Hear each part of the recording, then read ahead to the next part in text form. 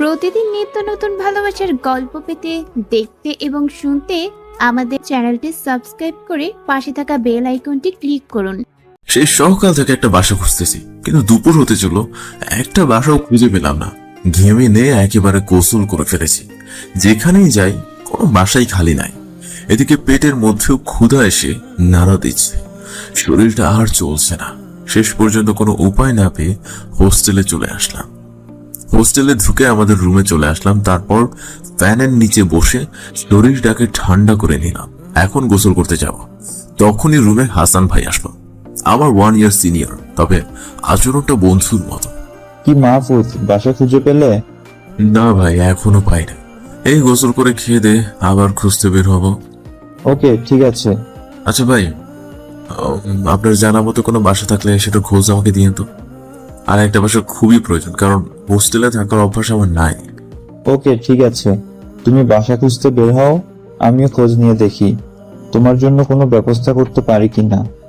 হাসান ভাইয়ের সাথে কথাবার্তা বলে গোসল করতে চলে আসলাম। অনেক সময় ধরে গায়ে পানি ঢালা। গোসল সেরে বাইরে চলে আসলাম। পেটের মধ্যে ইতোমধ্যে তোলপাড় শুরু হয়ে গেছে, তাই আর দেরি না করে খাবার রুমের দিকে যেতে লাগলাম। ওহো, আপনাদেরকে তো আমার পরিচয়টাই দেওয়া হয়নি। আমি মাহফুজ, এবার অনার্স সেকেন্ড ইয়ারে পড়ছি। অন্য কলেজ থেকে ট্রান্সমিশন নিয়ে এখানে এসে অ্যাডমিশন নিয়েছি। কালকে প্রথম কলেজ। হোস্টেলে 3 থেকে 4 দিন হলো উঠেছি। বাকিটা গল্পের মধ্যেই হয়তো জানতে পারবেন। আপনাদেরকে পরিচয় দিতে দিতে খাবার রুমে চলে আসছি। নিজের প্লেটে খাবার নিজেই পটাপট খেয়ে নিলাম। পেটটা এতক্ষণে শান্ত হলো। খাওয়ার পর্ব শেষ করে আবার বাসা খুঁজতে নেমে গেলাম। 2-3টা বাসা দেখলাম, কিন্তু আমাকে ভাড়া দিল না। মনটা অনেক খারাপ হয়ে গেল। ঘুরতে ঘুরতে পার্কে এসে একটা বেঞ্চে বসলাম। ঠিক তখনই ফোনটা বেজে উঠল। পকেট থেকে ফোনটা বের করে দেখি হাসান ভাই ফোন দিয়েছে। তাড়াতাড়ি করে ফোনটা রিসিভ করলাম। হ্যাঁ হাসান ভাই, বলেন। মাহফুজ, আমি একটা বাসার খোঁজ পেয়েছি। বাসার মালিক 2 জন, খুবই ভালো মনের মানুষ। আমি তোমার কথা বলেছি, তারা তোমাকে দেখা করতে বলেছে। ধন্যবাদ ভাই, আপনার উপকার আমার সারা জীবন মনে রাখবো। পাগল নাকি? এইটুকু কাজ তো বড় ভাই হিসেবে আমার কর্তব্যের মধ্যে পড়ে। আচ্ছা শোনো, আমি তোমাকে বাড়িটার ঠিকানা মেসেজ করে পাঠিয়ে দিচ্ছি, তুমি গিয়ে তাদের সাথে কথা বলো। ওকে ভাই, ঠিক আছে। ভাইয়ের সাথে কথা বলার পর মনের মধ্যে অনেক ভালো লাগছে। শেষ পর্যন্ত বাসাটা পেয়ে গেলে একটু শান্তিতে থাকতে পারবো। হোস্টেলে থাকতে ভীষণ কষ্ট হয়। এসব ভাবছি, এমন সময় ফোনে মেসেজ আসলো। হাসান ভাই যেই বাসার ঠিকানা দিয়েছে, আমি আর দেরি না করে ঠিকানা অনুযায়ী চলে গেলাম। 10 মিনিটের মতো হাঁটার পর বাড়িটার সামনে চলে আসলাম। বাইরে থেকে বাড়িটা দেখতে অনেক ভালো লাগছে, একদম আমার মনের মতো। বাড়িটার দরজায় গিয়ে কলিং বেল দিলাম। কিছুক্ষণ পর একজন মহিলা এসে দরজা খুলে দিল। কে বাবা তুমি? তোমাকে তো চিনতে পারলাম না। আন্টি আসসালামু আলাইকুম, আমার নাম মাহফুজ।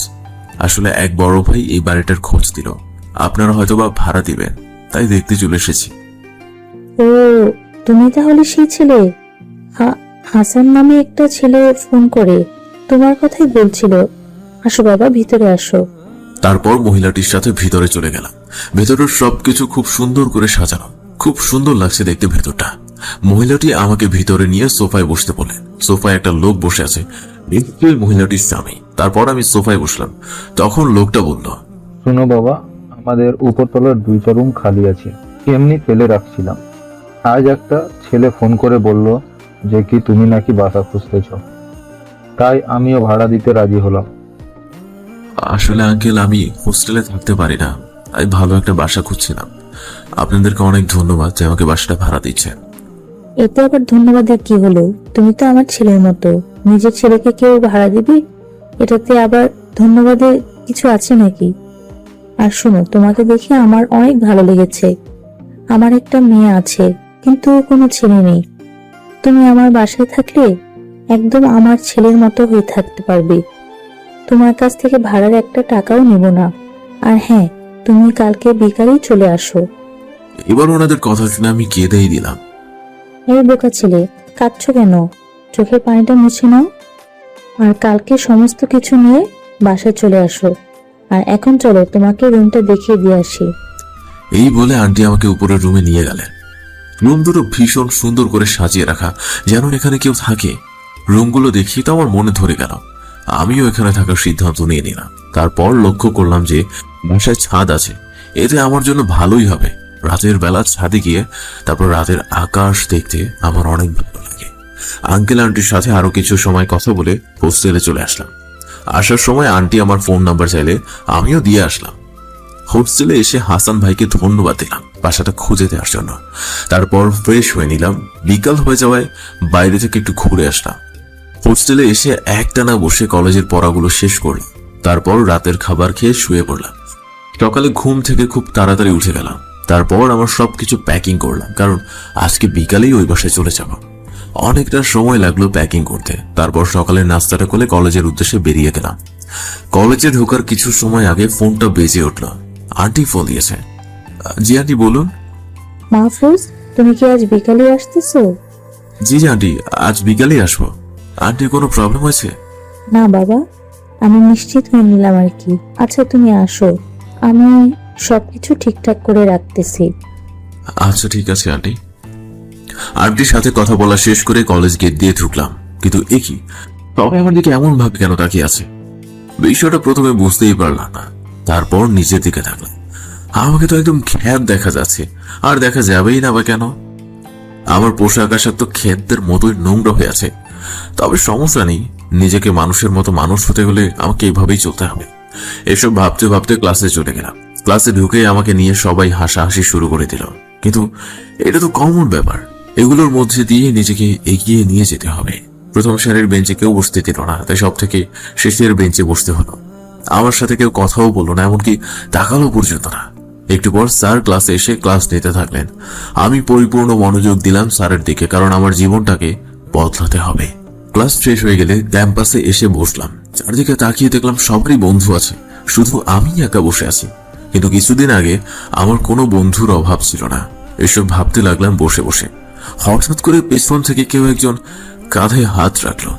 পেছনে তাকাতে একটা ছেলে আমার কাছে এসে বসলো, তারপর হাত বাড়িয়ে দিল। হাই, আমি তাহসিন। আমিও হাত বাড়িয়ে দিলাম। হাই, আমি মাহফুজ। তো এখানে একা একা বসে কি করতেছো? আমি তো অ্যাকচুয়ালি খ্যাত, তাই কেউ বন্ধুত্ব করেনি। আমি তোমার বন্ধু হতে চাই, আমাকে কি তোমার বন্ধু করবে? তাহসিনের কথা শুনে অবাক না হয়ে পারলাম না। যেখানে কেউ আমার সাথে কথা বলছে না, সেখানে ও নিজে এসে বন্ধুত্ব করতে আসছে। তারপর বললাম, তাহসিন, তুমি আমার মতো একটা খ্যাত ছেলেকে বন্ধু বানাবে? তোর মান সম্মান কমে যাবে না? এরকম আর একটা কথা বলে কানের নিচে দিব একটা। আমি কারো পোশাক দেখে বন্ধুত্ব করি না, তার মন দেখে বন্ধুত্ব করি। আর আমার কোনো মান সম্মান কমে যাবে না। এখন বলো, বন্ধু বানাবে কিনা? তাহসিনের কথাটা আমি আর ফেলতে পারলাম না। আচ্ছা ঠিক আছে, আজ থেকে আমরা দুজন বন্ধু। কিন্তু বন্ধুত্বের ভিতরে কোনো আপনি তুমি চলে না, তাই আজ থেকে তুই বলেই ডাকবো। ওকে ঠিক আছে। মাহফুজ, ক্লাসে চল, কয়টা গুরুত্বপূর্ণ ক্লাস আছে, সেগুলো করে বাড়ি ফিরবো। ওকে চলো। তারপর তাহসিনের সাথে ক্লাস করতে চলে গেলাম। মনোযোগ দিয়ে ক্লাসগুলো করে ওকে বিদায় দিয়ে হোস্টেলে চলে আসলাম। তারপর বিকালের সবকিছু নিয়ে সেই ভাড়া বাসায় চলে গেলাম। আমাকে দেখে আন্টি আর আঙ্কেল অনেক খুশি হলেন। তারা আমাকে রুম গোছাতে সাহায্য করলেন। সবকিছু ঠিকঠাক করতে প্রায় সন্ধ্যা হয়ে গেল। রুমের জানালা দিয়ে বাড়ির পেছনে চোখ পড়তে খুব সুন্দর একটা ফুলের বাগান দেখতে পেলাম। বাগানটা অনেক দেখতে ইচ্ছে করলো, তাই বাগানে চলে গেলাম। সেখানে খুব সুন্দর একটা গোলাপ ফুল ফুটেছে, সেটা দেখতে অনেক ভালো লাগছিল, তাই ফুলটা ছিঁড়ে নিলাম। ফুলটা ছিঁড়তেই পেছন থেকে একটা মেয়ের আওয়াজ কানে আসলো। এই তুই কে রে? তোর সাহস কেমনে হলো এই গাছ থেকে ফুল ছেঁড়ার? হঠাৎ করে মেয়েটার কথায় চমকে উঠলাম আমি। তারপর পেছনে তাকিয়ে তো জ্ঞান হারানোর মতো অবস্থা। এত সুন্দর মেয়ে আমি সত্যিই কখনো দেখিনি। এক দৃষ্টিতে ওর দিকে আমি তাকিয়ে থাকলাম। এই বান্দর পোলা, তোর সাহস কেমনে হইলো এই গাছ থেকে ফুল ছেঁড়ার? আর তুই কে? এখানে এবার কি করতেছিস? মেয়েটার কথা শুনে ভয় পেয়ে গেলাম। তারপর বললাম, আপনি কে, আর আপনি বা এখানে কি করছেন? আমার বাড়িতে দাঁড়িয়ে বলতেছিস যে আমি কে? চাপার দাঁত সবগুলোই ফেলে দিব। মনে মনে বললাম, বেশ খাইছে রে, মেয়েটাকে চিনতে পারি নাই, কত কিছু বলে ফেললাম। এখন যদি মেয়েটা আন্টিকে বলে দেয় তাহলে আমাকে আর এই বাড়িতে রাখবে না। আই এম সরি ম্যাডাম, আমি আসলে আপনাকে চিনতে পারিনি। আসলে আমি আপনাদের বাসার ভাড়াটিয়া। আপনাকে না চিনি অনেক বেশি কথা বলে ফেলেছি। মেয়েটি কিছু বলতে যাবে তখনই আন্টি চলে আসলো। কি হয়েছে রে তানহা? বাড়িতে এসে এত চিল্লাচ্ছিস কেন? দেখো না আম্মু, আমি কত কষ্ট করে গোলাপ গাছটাকে বড় করেছি, তার সেটাতে একটাই ফুল ধরেছিল, সেটাই এই ছেলেটা ছিঁড়ে ফেলেছে। আচ্ছা, এই ছেলেটাই বা কে, আর এখানেই বা কি করতেছে? রাগ করিস না মা, মাহফুজ বুঝতে পারে না, ও আজকে নতুন আসছে তো, তাই না বুঝে ফুলটা ছিঁড়ে ফেলছে। আজকে আসছে মানে? তারপর আন্টি আমার বিষয়ে প্রথম থেকে শেষ পর্যন্ত সবকিছু খুলে বলে। সব শুনে মেয়েটা শান্ত হয়। তবে হ্যাঁ, মেয়েটার নাম জানতে পারলাম। সত্যি চেহারাটাও যেমন হুড়পড়ির মতো সুন্দর, নামটাও ভীষণ সুন্দর। মাহফুজ, তুমি রুমে গিয়ে ফ্রেশ হয়ে নাও, নাস্তা তৈরি করে তোমাকে ডেকে দিব। ওকে আন্টি বলে নিজের রুমে চলে আসলাম। তারপর ফ্রেশ হয়ে বিছানায় বসলাম, কিন্তু তানহার কথা মাথা থেকে একদমই যাচ্ছে না। এই কি সব ভাবছি আমি? যার বাসায় এসে আশ্রয় পেয়েছি তাকে নিয়ে এরকম ভাবছি? না, মনকে শক্ত করতে হবে। এখন কোনো মেয়ের মায়া জালে নিজেকে জড়ালে প্রতিষ্ঠিত হতে পারবো না। এসব ভাবতে ভাবতেই আন্টির ডাক কানে আসলো। রাতের খাবারের জন্য ডাকছে। তারপর আমিও নিচ তলায় গেলাম খাবার জন্য। দেখি টেবিলে সবাই খাবার নিয়ে বসে আছে। আমি যেরই আঙ্কেল বলল, বসো বাবা, তোমাদের জন্যই ওয়েট করতেছিলাম। তারপর আমিও খেতে বসে গেলাম। রান্নাটা দারুণ হয়েছে, তাই মজা করে খেতে লাগলাম। সবাই মিলে খাবার খাচ্ছি, তখনই তানহা বলে উঠল, সরি মাহফুজ, তখন কিছু না জেনেই তোমাকে অনেক কথা বলে ফেলেছি। আসলে গাছটা আমি খুব শখ করে লাগিয়েছিলাম তো, তাই। না না ম্যাম, সরি বলার কি আছে, আসলে আমি না জেনে অনেক কিছু বলে ফেলছি। মাহফুজ, ম্যাম বলছো কাকে? আমাকে ম্যাম ডাকার কোনো প্রয়োজন নাই, ওসব আমার একদম ভালো লাগে না। আর শোনো, যেহেতু আমার সাথেই তুমি একই ক্লাসে পড়ো, সেহেতু আমাকে তুই করেই ডাকবে, আর তোমাকেও তুই করে ডাকতে হবে। ওকে ঠিক আছে, তুই করেই ডাকবো। তারপর আমরা সবাই খাওয়া শেষ করলাম। আমি আমার রুমে গিয়ে একটু বিশ্রাম নিলাম। তারপর কলেজের পড়াটা পড়তে লাগলাম। সম্পূর্ণ মনোযোগ দিয়ে পড়তে থাকলাম, কারণ আমাকে কলেজের টপার হতে হবে। পড়াশোনা প্রায় শেষ। ঠিক সেই সময় দরজায় কে যেন টোকা দিল। দরজা খোলা আছে, আসতে পারেন। তারপর রুমে তানহা আসলো। হঠাৎ তানহাকে দেখে একটু অবাক হলাম। তানহা এসে আমার বিছানায় বসলো। মাহফুজ, কি করিস তুই? দেখতেই তো পাচ্ছ, পড়াশোনা করছি। ওই, তুই কি বললি? আমি কি তোর বউ নাকি যে আমাকে তুমি করে বলতেছিস? আসলে সেটা নয়, একেবারেই আমি কাউকে তুই করে বলতে পারি না, তুমি করেই বলি। কিন্তু আমাকে তুই করে বলতেই হবে, কারণ আমার সাথে একই ক্লাসে পড়িস। আর যদি আবারও তুমি করে বলতে শুনেছি, তাহলে তোর খবর আছে। ওকে ওকে ঠিক আছে, তুই করেই বলবো। তো আমার ঘরে হঠাৎ আসলি, ব্যাপারটা কি? এমনিতেই দেখতে আসলাম যে তুই কি করতেছিস। ও আচ্ছা, বুঝলাম। আচ্ছা, একটা কথা বলতে আসছিলাম, সেটা হলো কালকে তুই আমার সাথে কলেজে যাবি। এতদিন ধরে একা একা কলেজে যাচ্ছি, এখন একটা সাথী তো পাওয়া গেল। ওকে ঠিক আছে, যাব, কিন্তু এখন অনেক রাত হয়ে গেছে। তুই তো রুমে চলে যা, কাল সকালে দেখা হবে। ওকে ঠিক আছে। এই বলে তানহার রুম থেকে চলে যায়। তারপর আমি রুমের দরজা আটকে দিয়ে আরো কিছুক্ষণ পড়াশোনা করে দিন ঘুমিয়ে গেলাম। রাতে খুব ভালো ঘুম। সকাল সকাল ঘুমটা ভেঙে গেল। তারপর উঠে ফ্রেশ হয়ে আবার বই নিয়ে বসলাম। পরে আন্টি খাবার খাওয়ার জন্য ডাক দিল। সবাই মিলে একসাথে খাবার শেষ করলাম। খাবার শেষ করে তানহা বলল, মাহফুজ, তুই রুমে গিয়ে রেডি হয়ে নে, দুইজন একসাথে কলেজে যাব। ওকে যাচ্ছি বলে রুমে চলে আসলাম, কিন্তু আমার মাথায় অন্য একটা চিন্তা কাজ করতে লাগলো। আমি যদি এইরকম খ্যাত হয়ে তানহার সাথে কলেজে যাই, তাহলে তো সবাই তানহাকে নিয়ে হাসাহাসি করবে। তাছাড়া আমার জন্য তানহার অপমান হবে, সেটা আমি একদমই চাই না। তাই তাড়াতাড়ি রেডি হয়ে বাসা থেকে বের হয়ে গেলাম, কারণ আমি তানহার চেহারা আর পোশাকের সাথে আমার কোনোটাই মিলে না। কিন্তু আমি যে ওকে না নিয়ে চলে আসছি, এটার জন্য তো তানহা আমাকে শাস্তি দিবেই। এইসব ভাবতে ভাবতে কলেজে চলে আসলাম। তারপর গেট দিয়ে ঢুকতেই সবার আমার দিকে তাকিয়ে হাসতে লাগলো। কিন্তু এটা তো নিত্যদিনের ব্যাপার, তাই কিছু মনে করি না। আবার আমার ক্লাসের দিকে হাঁটা শুরু করলাম। ঠিক সেই সময় কে যেন খ্যাত বলে পেছন থেকে ডাক দিল। তারপর আমিও পেছনে করে তাকালাম। দেখি কয়টা ছেলে বসে আছে, আর সেখান থেকে একটা ছেলে আমাকে ডাকছে। তারপর আমি তাদের কাছে গেলাম। যে ছেলেটা আমাকে খ্যাত বলে ডাকছিল সেই বলতে লাগলো, ওই খ্যাত গায়া, এই চিঠিটা নিয়ে গিয়ে ওই বাইকে গিয়ে দিয়ে আয়। ছেলেটা অন্য একটা ছেলেকে দেখিয়ে দিয়ে বলল, ডানে বামে না তাকিয়ে সোজা গিয়ে চিঠিটা দিয়ে আসবি, বয়তো তোর খবর আছে। আচ্ছা ঠিক আছে বলে চিঠিটা হাতে নিয়ে সেই ছেলেটার কাছে গেল। তারপর সামনে গিয়ে চিঠিটা দিলাম। ছেলেটা চিঠিটা হাতে নিয়ে কিছুক্ষণ পড়লো, তারপর চিঠিটা ভাঁজ করে ঠাস করে একটা চর মেরে দিল। চরের তাল সামলাতে না পেরে মাটিতে বসে গেলাম। মাথার মধ্যে ভন ভন করে ঘুরতে লাগলো। পুরো কলেজের ছেলে পেলে আমার দিকে তাকিয়ে আছে। ছেলেটা আবার বলতে লাগলো, কুত্তার বাচ্চা, তোর সাহস তো কম না? তুই আমার কাছে এসেছিস সিগারেট চাইতে? তোকে তো আমি আজ মেরে ফেলবো। এই তোরা এই কেতটাকে আচ্ছা মতো দুলাই কর, যাতে জীবনে পা তুলে দাঁড়াতে না পারে। এইটা বলার সাথে সাথে সেই 10 থেকে 12টা ছেলে এসে আমাকে মারতে থাকে। কিছুক্ষণ মারার পর মনে হচ্ছে এখনই শরীর থেকে রুহটা বেরিয়ে যাবে। অনেক সময় মারার পরে সবাই থামতে বলল। তারপর ছেলেটা আমার কাছে এসে কানে কানে বলল, এটা ছিল তোর এই কলেজে আসার প্রথম রোজ, যাতে করে আমার নাম নিতেও তোর 10 বার ভাবতে হয়। এই বলে সবাই চলে গেল। সারা শরীর ব্যথায় টন টন করতে লাগলো। অনেক কষ্ট করে উঠে মাঠের একটা কোনায় বসলাম। ঠিক সেই সময় তাহসিন কাছে এসে জড়িয়ে ধরল। দোস্ত, তোর কিছু হয় নাই তো? জানিস আমার কত চিন্তা হচ্ছিল।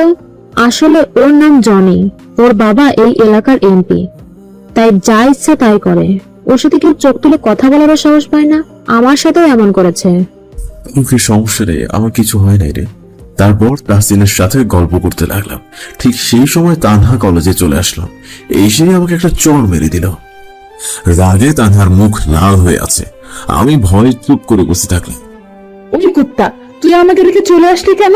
জানিস তোকে হঠাৎ করে না দেখতে পেয়ে কত চিন্তায় ছিলাম। আমি কথা বলার আগেই তাহসিন বলে উঠল, ওই তানহা, তুই একটু মারলি কেন? বেচারা এমনিতেই একটু আগে মার খেয়েছে, তারপর তুই আবার মারলি? একটু আগে মার খেয়েছে মানে? তখনই আমি হাত দিয়ে তাহসিনের মুখ চেপে ধর। তাহসিন ওকে ছাড়িয়ে নিয়ে সবটা বলে দিল। সবকিছু শুনে তো তানহার চোখ উপরে উঠে গেছে। তানহা হঠাৎ করে দেখে যে মাহফুজের ঠোঁট দিয়ে রক্ত পড়ছে। তখনই তানহা ব্যাগ থেকে পানির বোতলটা বের করে মাহফুজের ঠোঁট ধুয়ে দেয়। তারপর তানহা আবার বলতে শুরু করে, মাহফুজ, কাল থেকে তুই আমার সাথেই কলেজে আসবি।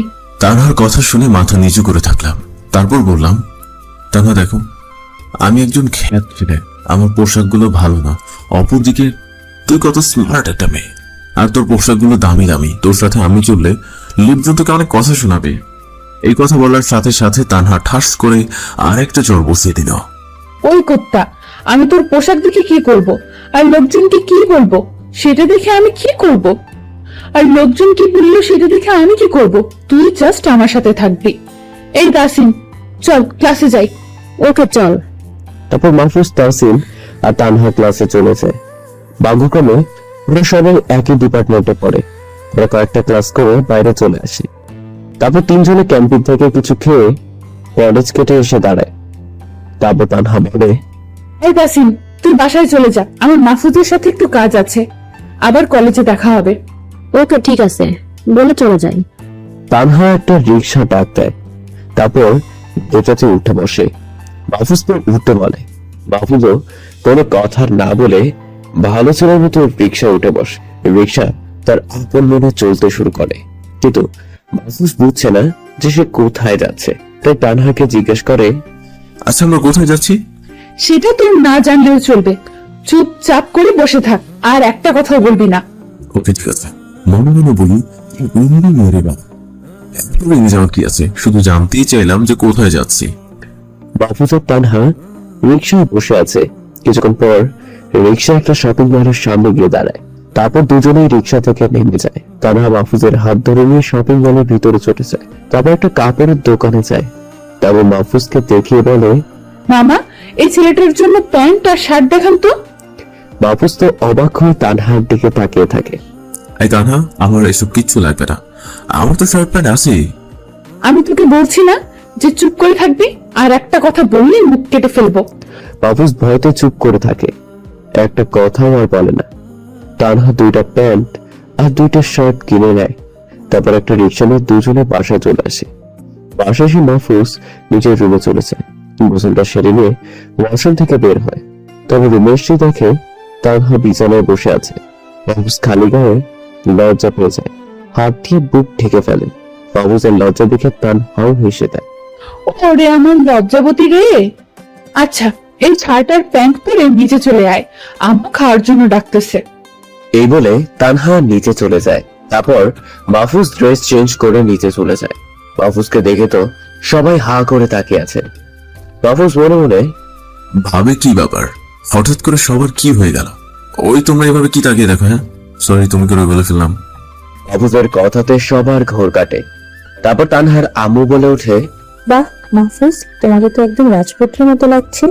আর তুমি তো আমার ছেলের মতো, তুমি করে বললে সমস্যা নেই।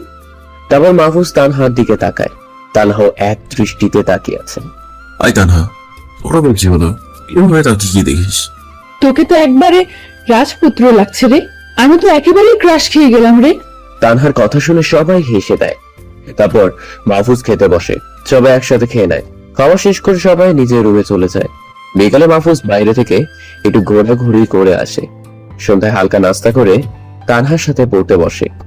তারপর রাতের খাবার খেয়ে মাহফুজ রুমে এসে দরজা বন্ধ করে দিয়ে বিছানায় হেলান দিয়ে বসে। তখনই ফোনটা বেজে ওঠে। মাহফুজ পকেট থেকে ফোনটা বের করে ফোনটা রিসিভ করে। আসসালামু আলাইকুম, কে বলছেন? তারপর ফোনের অপাশ থেকে একটা মেইলি কণ্ঠ ভেসে আছে। কণ্ঠটা শুনেই মাহফুজের চোখ ভিজে যায়, কারণ ফোনের ওপাশে মাহফুজের আম্মু কথা বলছে। আজ প্রায় 1 বছর পর মাহফুজ এই কণ্ঠটা শুনতে পেয়েছে। মাহফুজের চোখ দিয়ে অঝরে পানি পড়ছে। মাহফুজের আম্মু সমানে কেঁদে চলেছে, কেউ কথা বলতে পারছে না। তারপর মাহফুজের আম্মুই কথা বলে, বাবা তুই কোথায় আছিস? আজ 1 বছর তো চাঁদ মুখখানা দেখতে পারি না, তোর কি আমার কথা একটু মনে পড়ে না? মাহফুজ নিজেকে শান্ত করে বলে, আম্মু, তোমার কথা আমার সব সময় মনে পড়ে, কিন্তু কি করব বলো? নিজেকে মানুষের মতো মানুষ করতে হলে আমাকে এভাবেই থাকতে হবে। আর তাছাড়া বাবা তো আমাকে ঘর থেকে বের করে দিয়েছে। যতদিন পর্যন্ত নিজেকে প্রতিষ্ঠিত করতে পারবো না, ততদিন পর্যন্ত ওই ঘরে আর আমি ফিরে যাব না। বাবা এভাবে বলিস না, তোর আব্বু সেদিন রাগের মাথায় কি না কি বলে ফেলেছিল, তাই বলে তুই রাগ করে বাড়ি ছেড়ে চলে গেলি। এখন তোর বাবা সব সময় তোর জন্য কাঁদে, আমিও তো চোখের পানি কম ফেলি না, তুই চলে আয় বাবা। না আম্মু, তুমি এভাবে বলো। আমি এখন বাইরের পরিবেশে মানিয়ে নিয়েছি। মানুষটা নিজের পায়ে না দাঁড়ালে কেউ তাকে মূল্য দেয় না। আর এখন আমি নিজের জীবন প্রতিষ্ঠা করব, তারপর ঘরে ফিরব। এই বলেই ফোনটা কেটে দিলাম, কারণ বেশি কথা বললে নিজেকে সামলে রাখতে পারবো না। ফোনটা কেটে নিয়ে বালিশে মুখ গুজে অনেক সময় কাঁদলাম। কাঁদতে কাঁদতে কখন যে ঘুমিয়ে গিয়েছি আমি জানি না। সকালবেলায় কোনো কিছু আওয়াজে ঘুমটা ভেঙে গেল। তানহা দরজায় দাঁড়িয়ে ডাকছে। তারপর দরজা খুলে দিলাম। তানহা ভেতরে এসেই, কি রে, তোর দরজা খুলতে এত সময় লাগে? কতবার করে ডাকতেছি? দরজায় ঘুমিয়েছিলাম, একদম টের পাইনি। ওকে, সমস্যা নাই, ফ্রেশ হয়ে তৈরি হয়ে নিচে আয়, খেয়ে কলেজে যাব। ওকে, তুই নিচে যা, আমি ফ্রেশ হয়ে আসছি। তারপর তানহা নিচে চলে যায়। আমি ওয়াশরুম থেকে ফ্রেশ হয়ে নিলাম। তারপর তানহার দেওয়া শার্ট আর প্যান্ট পরে নিচে চলে গেলাম। সবাই মিলে খাওয়া শেষ করে কলেজের দিকে পা বাড়ালাম। কিছুক্ষণ পর কলেজে চলে গেলাম। গেট দিয়ে ঢুকতে সবাই আমার দিকে অবাক হয়ে তাকিয়ে রইল, কারণ আজকে আর ময়লা কাপড় পরে আসনি। তানহার কথা মতে আমাকে নাকি রাজপুত্রের মতো লাগে। যাই হোক, তারপর দুজনে মিলে মাঠের একটা কোনায় বসে গল্প করতে থাকলাম। একটু পরেই তাসনিম চলে আসলো।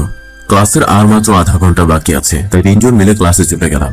ক্লাসের বাকি সবাইও আমার দিকে তাকিয়ে আছে, কারণ আমার মতো খ্যাত আজকে এত ভালো পোশাক পরে কলেজে এসেছে, সেটা কেউ বিশ্বাস করতে পারছে না।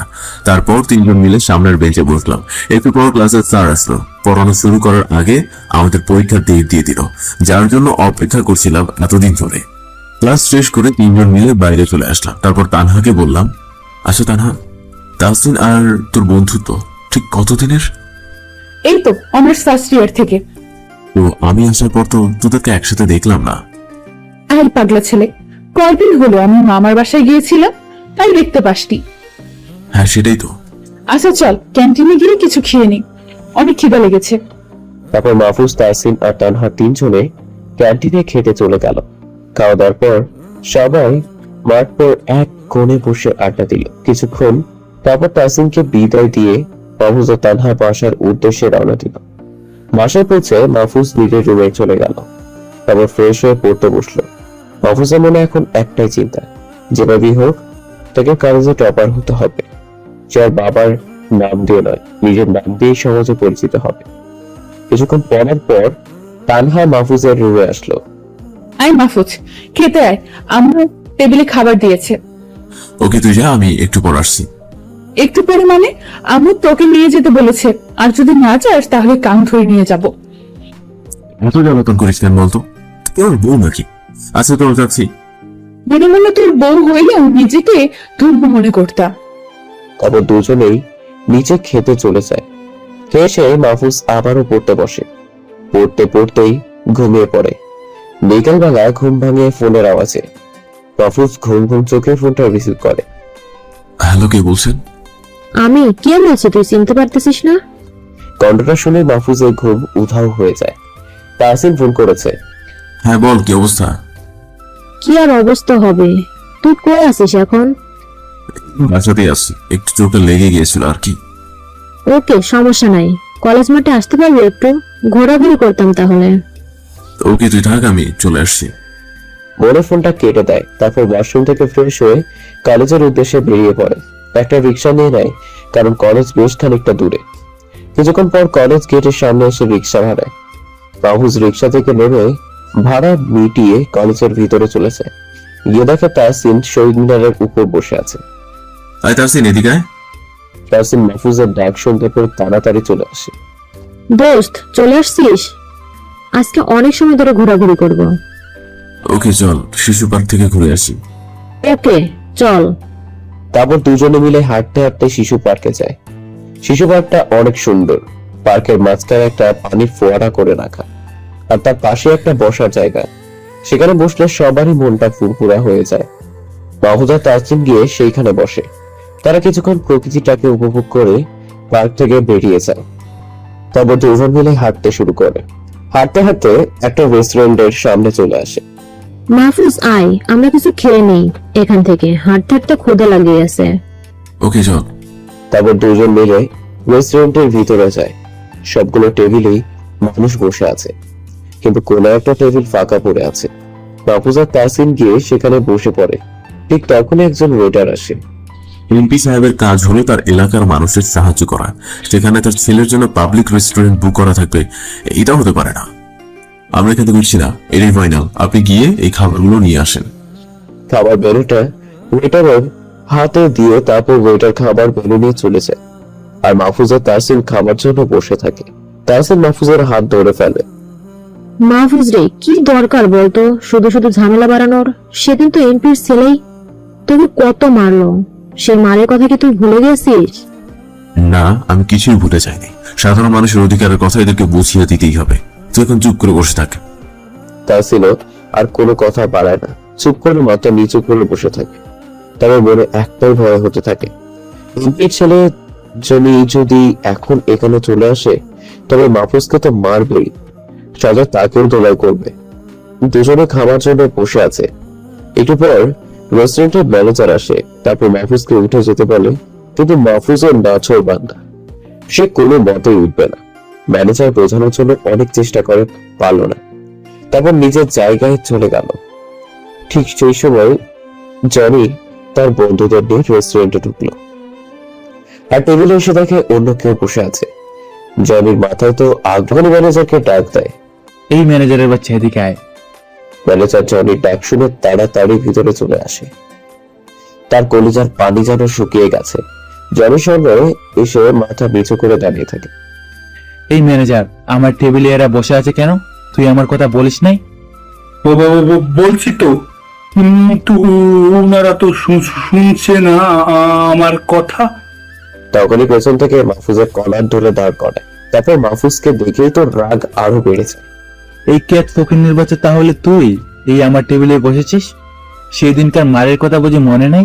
আজকে মেরে তোর বাপের নাম শুদ্ধ ভুলিয়ে দেব। বাবাই নিয়ে কথা বলায় মাহফুজের তো প্রচুর পরিমাণে রাগ উঠে যায়। সাথে সাথে জনির গালে একটা চড় বসিয়ে দেয় মাহফুজ।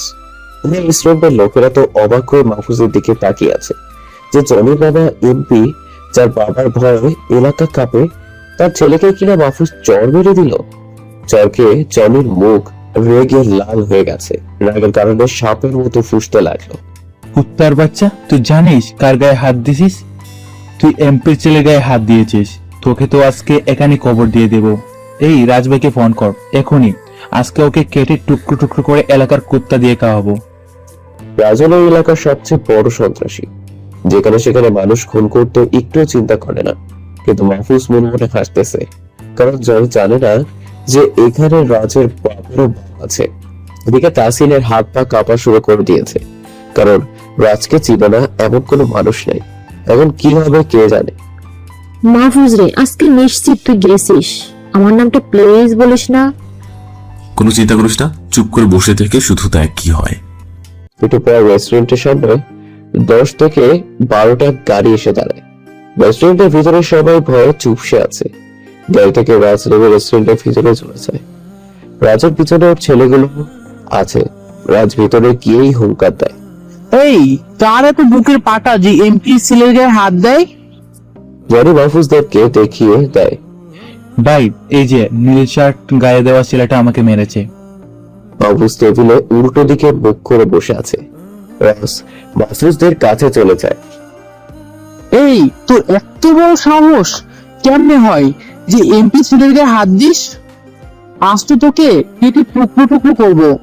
তুই কে? হ্যাঁ, রাজের কথা শেষ হতেই মাহফুজ পিছন ঘুরে রাজের দিকে তাকায়। রাজ সাথে সাথে মাহফুজ ভাই বলে চিৎকার দিয়ে পায়ে পড়ে যায়। রাজের কথা শেষ হতেই মাহফুজ পিছন ঘুরে রাজের দিকে তাকায়। রাজ সাথে সাথে মাহফুজ ভাই বলে চিৎকার দিয়ে পায়ে পড়ে যায়। মাহফুজ ভাই, এটা যে আপনি, আমি সেটা জানতাম না। প্লিজ ভাই, আমাকে মাফ করে দিন। ভয়তে রাজের পুরো শরীর কাঁপতেছে। এই রাজ, আগে আমার পা ছাড়। না ভাই, আগে বলেন যে মাফ করে দিয়েছেন, তারপর পা ছাড়বো। না হলে ভাই এখানে আমার লাশ পড়ে থাকবে। ওকে যা, মাফ করে দিলাম। তোর ভাগ্যের ভালো যে আমি সব ছেড়ে দিয়েছি। আর এইসব এমপির দালালি করে কোনো লাভ নেই, যার জন্য সাধারণ মানুষ কষ্ট পাবে। ভবিষ্যতে এরকম দেখলে তোদের একটাকেও খুঁজে পাবে না। কারণ বাসার আমাকে যেতে হবে। তারপর মাহফুজের পাশে দিই। তাসিন, চল আমরা যাই এখন। এই বলে মাহফুজ আর তাসিন চলে যায়। এদিকে রাজ মাটি থেকে উঠেই জনির 2 গালে ঠাস করে চড় মেরে দেয়। জনি তো অবাক হয়ে রাজের দিকে তাকিয়ে আছে। যেই রাজকে আনলো মাহফুজকে মারার জন্য, সেই রাজ মাহফুজকে না মেরে উল্টো তাকেই চড় মেরে দিল। এই জনি, কাকে মারার জন্য আমাকে আনছিস জানিস তুই? আর একটুর জন্য আমার প্রাণটা চলে যায়নি। ভবিষ্যতে কাউকে মারতে হলে তার সম্পর্কে পুরো জেনে নিবি। কিন্তু রাজ ভাই, তুমি ওই কেকটাকে এত ভয় পাচ্ছ কেন? আর ওর জন্য আমাকে মারলে আমি আজকেই বাবার কাছে বলে দেব। তুই কাকে খ্যাত বলছিস? তোর বাবার মতো 10টি এমপি সারাক্ষণ মাহফুজের পা ধরে থাকে, আর আমি কেন ভয় পাচ্ছি? আরে আমি তো মাহফুজ ভাইয়ের পোষা কুত্তা, আর তোর মতো জনিকে তো খুঁজে পাওয়া যাবে না। এই তোরা সব গাড়িতে ওঠ। বলে রাজ চলে যায়। জনির এদিকে রাজের কথাগুলো শুনে চোখ কপালে উঠে গেছে। যেই রাজের কথাতে পুরো এলাকা কাঁপে, সেই কিনা এই খ্যাতটার পোষা কুত্তা। জনি মনে মনে প্রতিজ্ঞা করে যে এই খ্যাতটাকে আমি শেষ করে তারপর শান্ত হব। এদিকে মাহফুজ আর তাসিন রেস্টুরেন্ট থেকে বের হয়ে হাঁটতে থাকে। দুজনের মুখে কোনো কথা নাই, কিন্তু তাসিন মনে মনে ভাবতেছে যে কে এই মাহফুজ, যাকে রাজ পর্যন্ত ভয় পায়? তাহলে নিশ্চয়ই মাহফুজ অনেক বড় মাপের একজন মানুষ, নয়তো অন্য কিছু। না, আমাকে জানতেই হবে।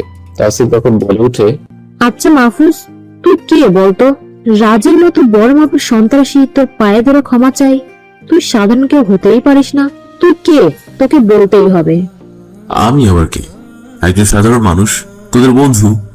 তুই আমাদের বন্ধু ঠিক আছে, কিন্তু তোর পরিচয় অন্য কিছু। আর তুই তোর বাড়ির ঠিকানা, এমনকি তোর বাসায় কে কে আছে, তোর পরিবার সম্পর্কে আমাদের কিছুই বলিস নাই। তোকে বলতেই হবে যে তুই কে।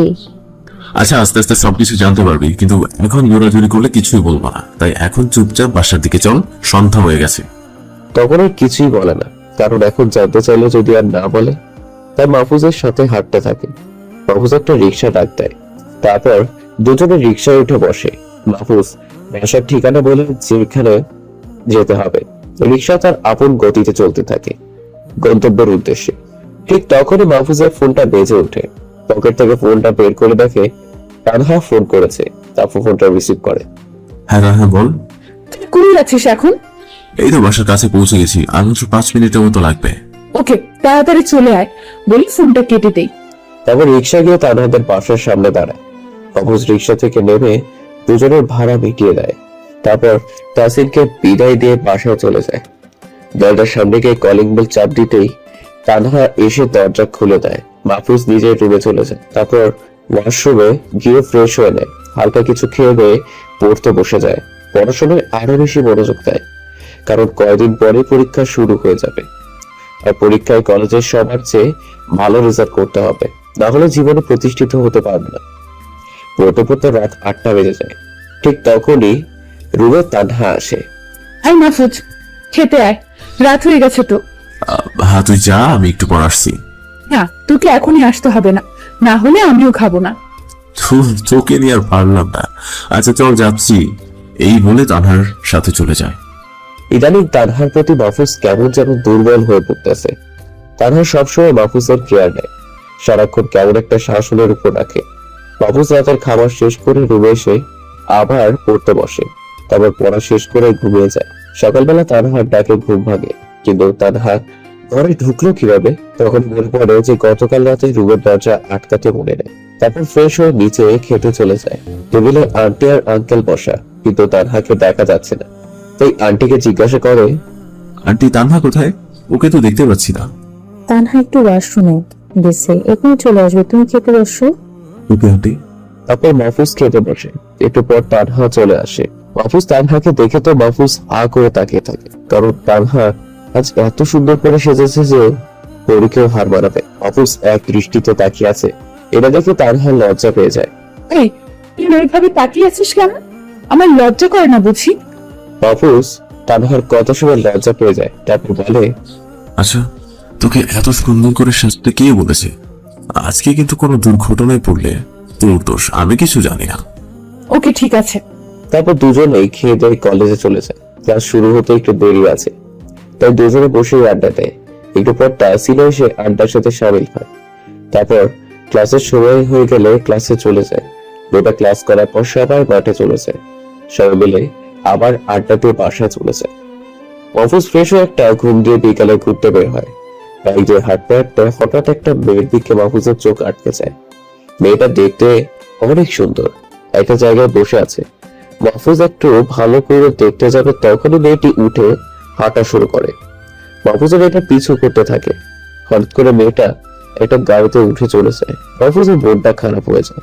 এই প্রথম একটা মেয়েকে ভালো লাগলো, তাও আবার চোখের সামনে থেকে চলে গেল, এর কথাও বলতে পারলো না। মাহফুজ মন খারাপ করে বাসায় চলে যায়।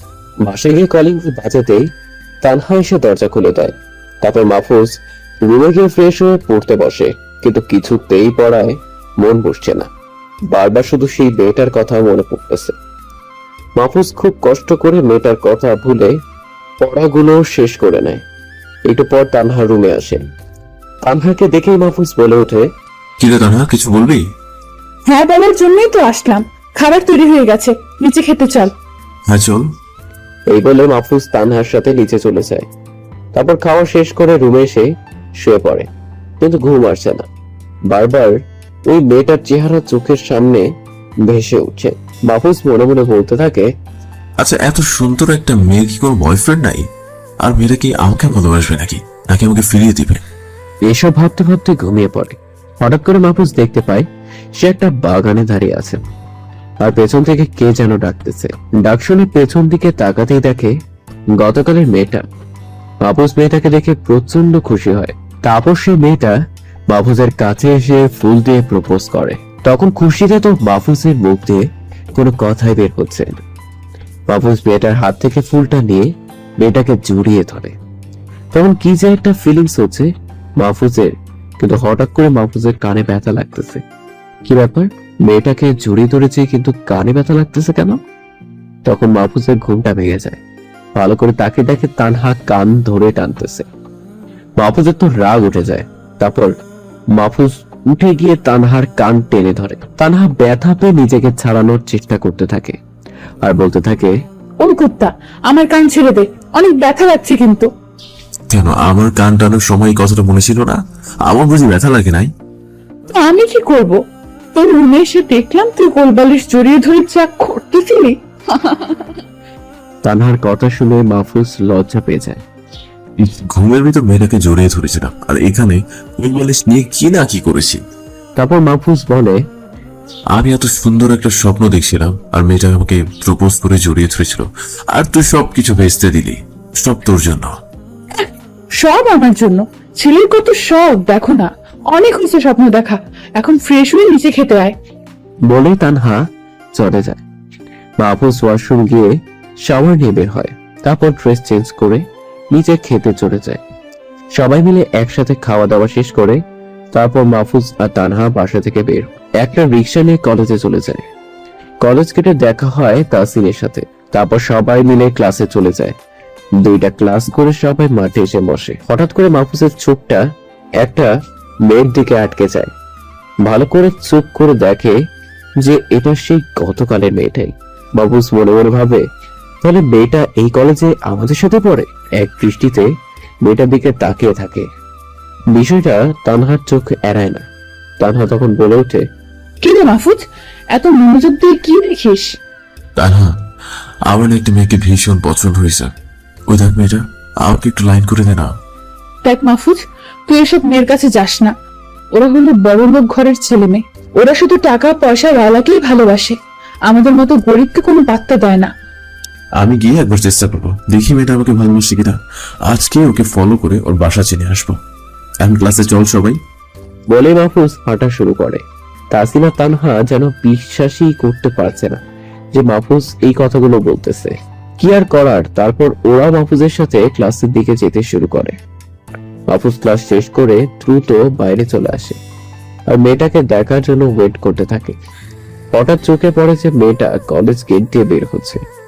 তখন মাহফুজও মেয়েটির পিছু নেয়। অনেক সময় হাঁটার পর মেয়েটা একটা নির্জন রাস্তায় চলে যায়। মাহফুজ তখনও মেয়েটার পিছু করতে থাকে, কিন্তু হঠাৎ করে মাহফুজের পকেটে ফোন বাজতে শুরু করে। তারপর পকেট থেকে ফোন বের করে দেখে তানহা ফোন করেছে। ফোনটা রিসিভ করে মাহফুজ কানে নেয়। হ্যাঁ তানহা, বল কি হয়েছে? ওই হারামি, কই তুই? সে কখন কলেজ থেকে বের হয়েছিস, এখনো আসার কোনো নাম নেই। আরে তুই ফোন রাখ, আমি একটা কাজে ব্যস্ত আছি।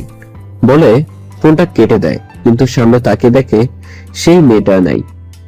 মাহফুজ রাগে তানহাকে গালি দিতে লাগলো যে তানহা ফোন না করলে ঠিকই মেয়েটার বাসা থেকে ছিঁড়ে ফেলতাম, কিন্তু কি আর করার, সেটা হলো না। তাই মাহফুজ বাসায় চলে গেল। দরজার কলিং বেল দিতেই তানহা এসে দরজা খুলল। মাহফুজ ভিতরে ঢুকতেই তানহা বলল, এই যে নবাব সাহেব, খাবার রেডি করা আছে, ফ্রেশ হয়ে খেতে আসেন। যথা আজ্ঞা ম্যাডাম, এক্ষুনি আসছি। তারপর মাহফুজ রুমে গিয়ে ফ্রেশ হয়ে নিল। ক্ষুধাটাও বেশ ভালো মতো লেগেছে, তাই তাড়াতাড়ি নিচে খেতে চলে গেল। নিচে গিয়ে দেখে টেবিলে তানহা একাই বসে আছে। কি রে তানহা, আন্টি আর আঙ্কেল কই? সবার খাওয়া হয়ে গেছে, এখন শুধু তুই আর আমি বাকি আছি। তোর জন্যই এতক্ষণ না খেয়ে বসেছিলাম, এবার খেয়ে আমাকে উদ্ধার করেন।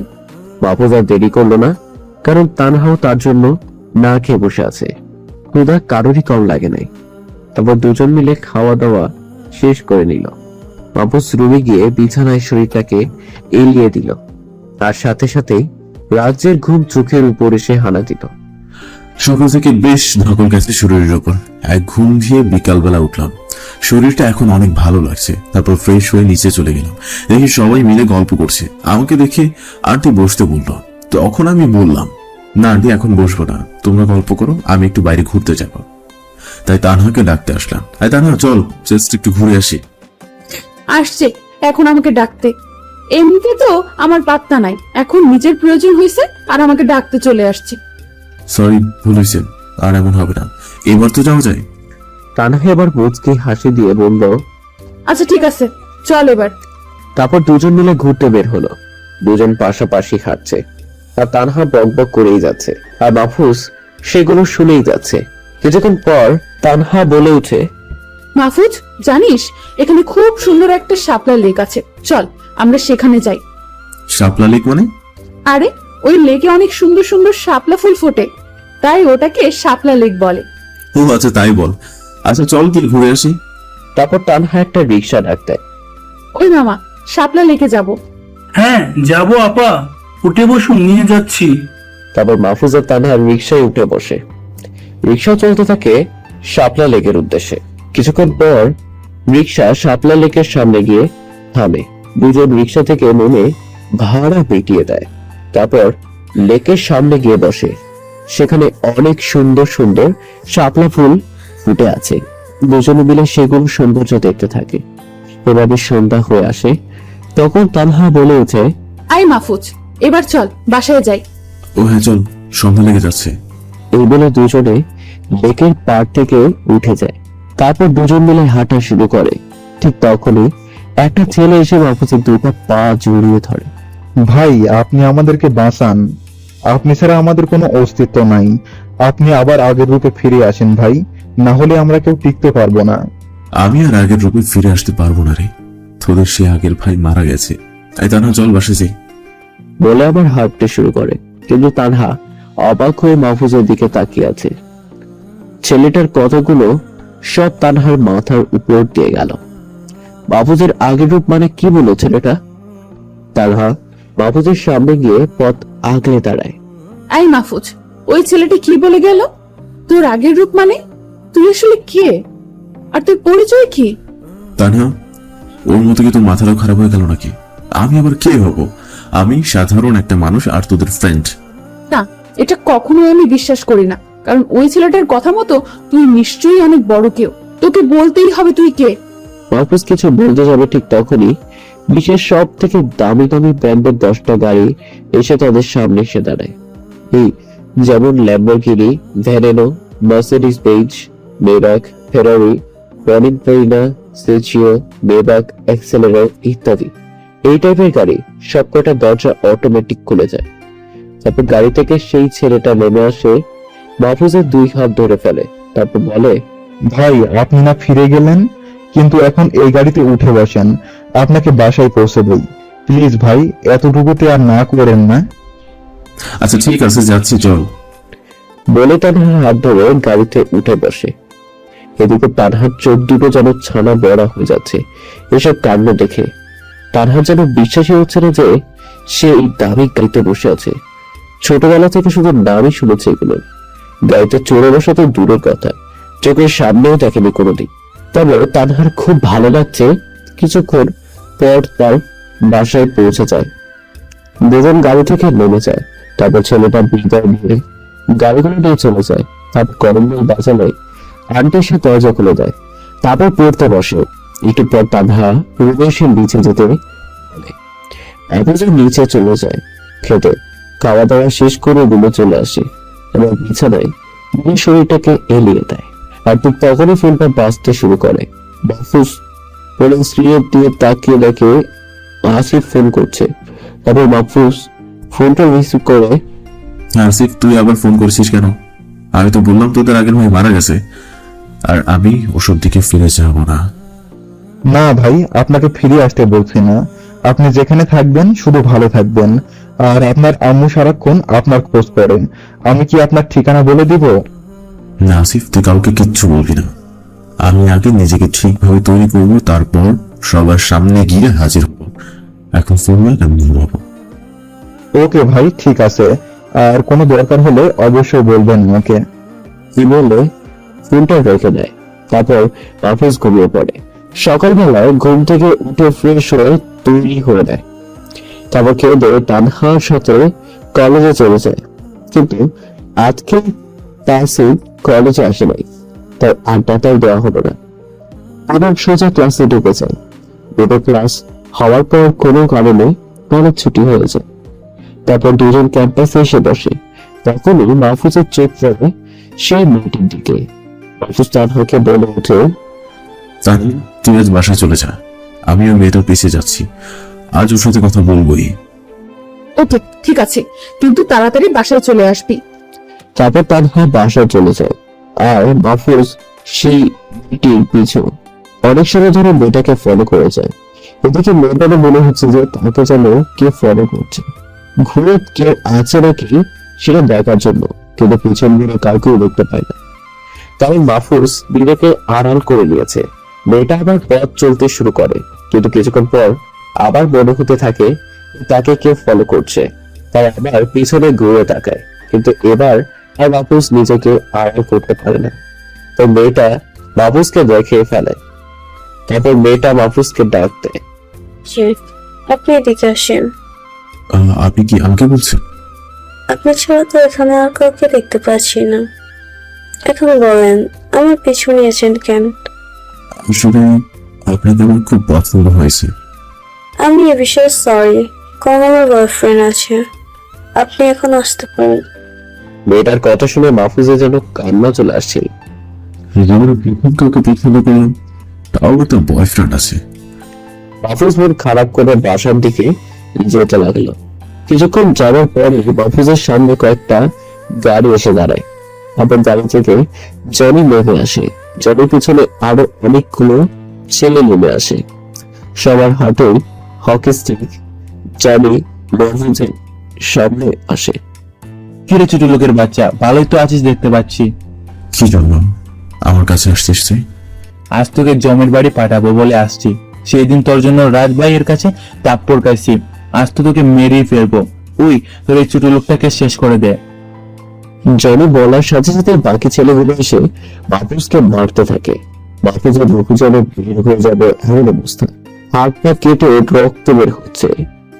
রাত মধ্যে গড় গড় করে রক্ত বের হচ্ছে। ভাই, ওর শরীর তো নড়ছে না, মনে হয় মারা গেছে। আর মারা না গেলেও এভাবে ওর জানটা বেরিয়ে যাবে। ওকে, তোরা সবাই গাড়িতে উঠে বস, আমি গিয়ে ওরে দেখে আসি। জনির ছেলেরা গাড়িতে চলে গেলে জনি মাহফুজের কাছে যায়। দেখে মাহফুজের শরীরটা একদম নিথর হয়ে আছে। মাটির অনেক ভার একটা অংশ জুড়ে রক্তে ভিজে আছে। এটা দেখে জনি একটা শয়তানি মার্কা হাসি দিয়ে চলে যায়। আর মনে মনে বলে, শয়তান তোর উচিত শিক্ষা দিয়েছি।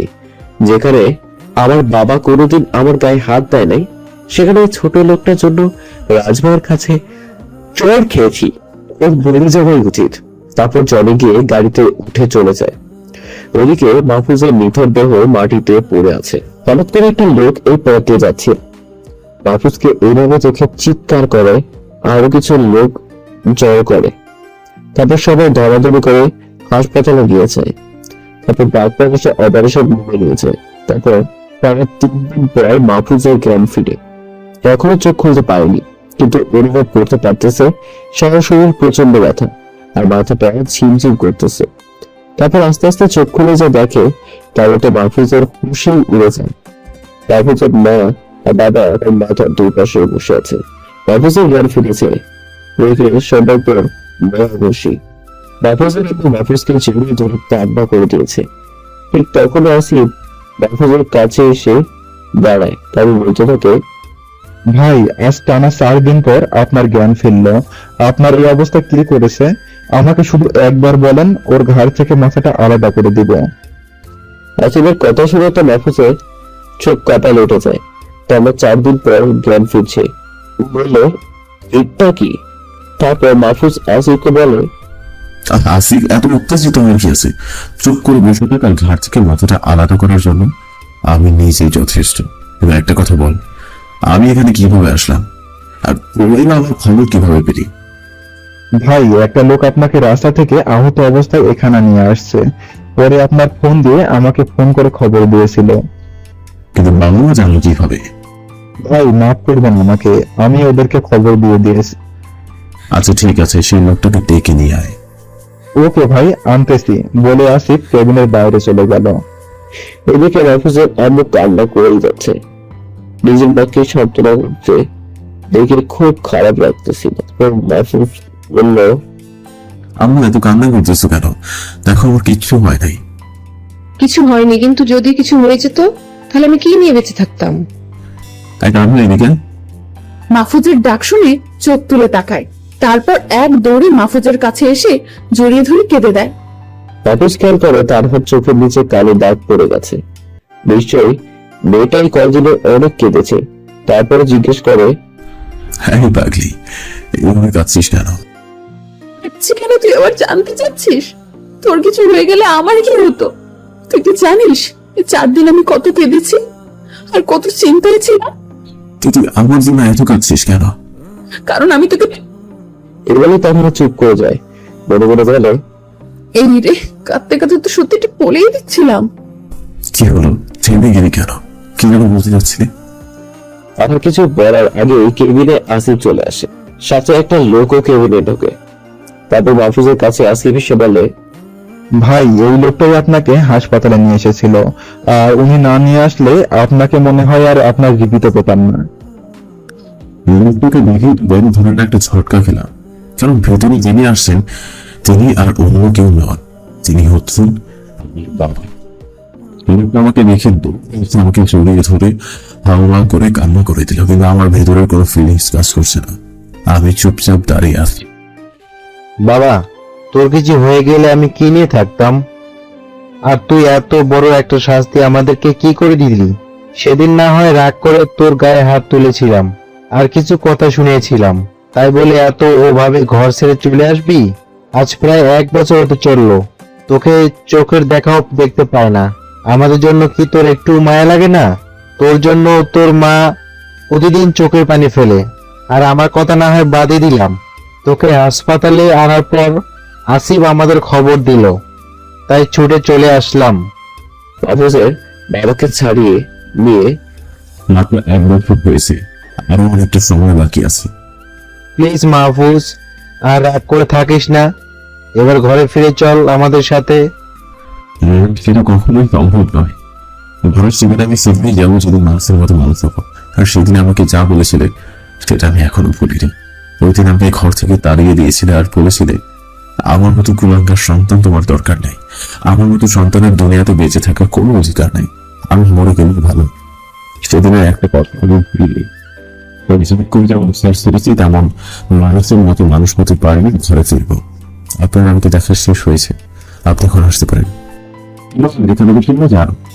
এই বলে মাহফুজ তার বাবার থেকে মুখ ঘুরিয়ে নিল। তার বাবা চোখের জল ফেলতে বের হয়ে যাচ্ছিল, ঠিক তখনই মাহফুজের একটা কথা মনে পড়তেই ডাক্তার বাবাকে জানিয়েছিল। হ্যাঁ, যাওয়ার সময় একটা কথা শুনেছেন। মাহফুজের ডাকে আর বাবা পিছন ঘুরে তাকালো। মাহফুজ আবার বলতে লাগলো, শুনেন, আমি যেই পথে ছিলাম, যেমনই ছিলাম না কেন, অনেক ভালো ছিলাম আর কখনো খারাপ পথে পা বাড়াইনি। আর আপনি এখন আমার জন্যই বেঁচে আছেন, এই কুলাঙ্গার ছেলেটার জন্য। এতটুকু বলার ছিল, এখন আপনি যেতে পারেন। তারপর মাহফুজের বাবা হসপিটাল থেকে চলে যায়। মাহফুজের মনটা অনেক খারাপ হয়ে যায়। কিছু সময় পর একটা নার্স এসে মাহফুজকে চেক আপ করে যায়। তারপর বলে যে সবাই বাসায় চলে যেতে পারে, আর বলে যে অ্যাসিডটাকে সবসময় খেয়াল রাখবে। কিন্তু মাহফুজের আম্মু কিছুতেই যেতে চাচ্ছিল। তখন মাহফুজ অনেক কষ্টে করে তার আম্মুকে বুঝিয়ে আসিফের সাথে বাসায় পাঠিয়ে দেয়। এদিকে তানহা পরিবার বাসায় চলে গেলেও তানহা কিছুটা যেতে রাজি হয় না। সে পর্যন্ত সে মাহফুজের সাথেই থেকে যায়। মাহফুজ আর আপত্তি করে না, কারণ একটা গল্প করার মতো মানুষ থাকতে চাচ্ছে। সবাই চলে গেলে তানহা মাহফুজের কাছে এসে বসে তারপরে বলতে শুরু করে। রে, তোর মা বাবা এসেছে, তাতে তো তোর খুশি হওয়ার কথা, কিন্তু তুই তোর বাবাকে পাঠিয়ে দিলি, আবার মন খারাপ করে রয়েছিস। ডাক্তার, আমি যেই কথা ছিলাম সেটা ভালো নয়, কিন্তু আমি এমন কোনো খারাপ কাজ করি না যেটাতে আমার বাবার মান সম্মান চেপেছে। আর আমার বাবাও আমার জন্য বেঁচে আছে, তাকে বাঁচানোর জন্য কত কি করেছি।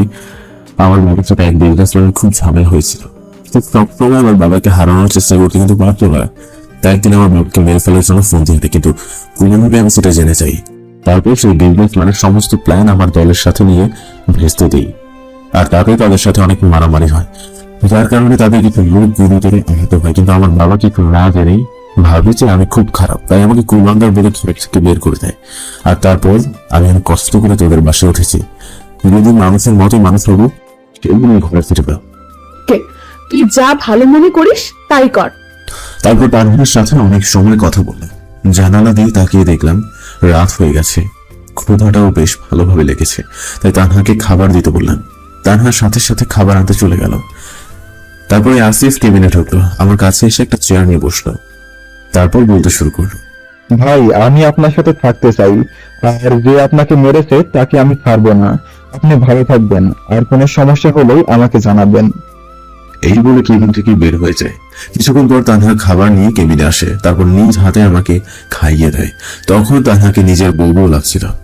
আমি বলেই ফেলি, তানহা, তোকে তো আমার একদম নিজের বউ মনে হচ্ছে, একেবারে সেভাবেই খাইয়ে দিচ্ছিস।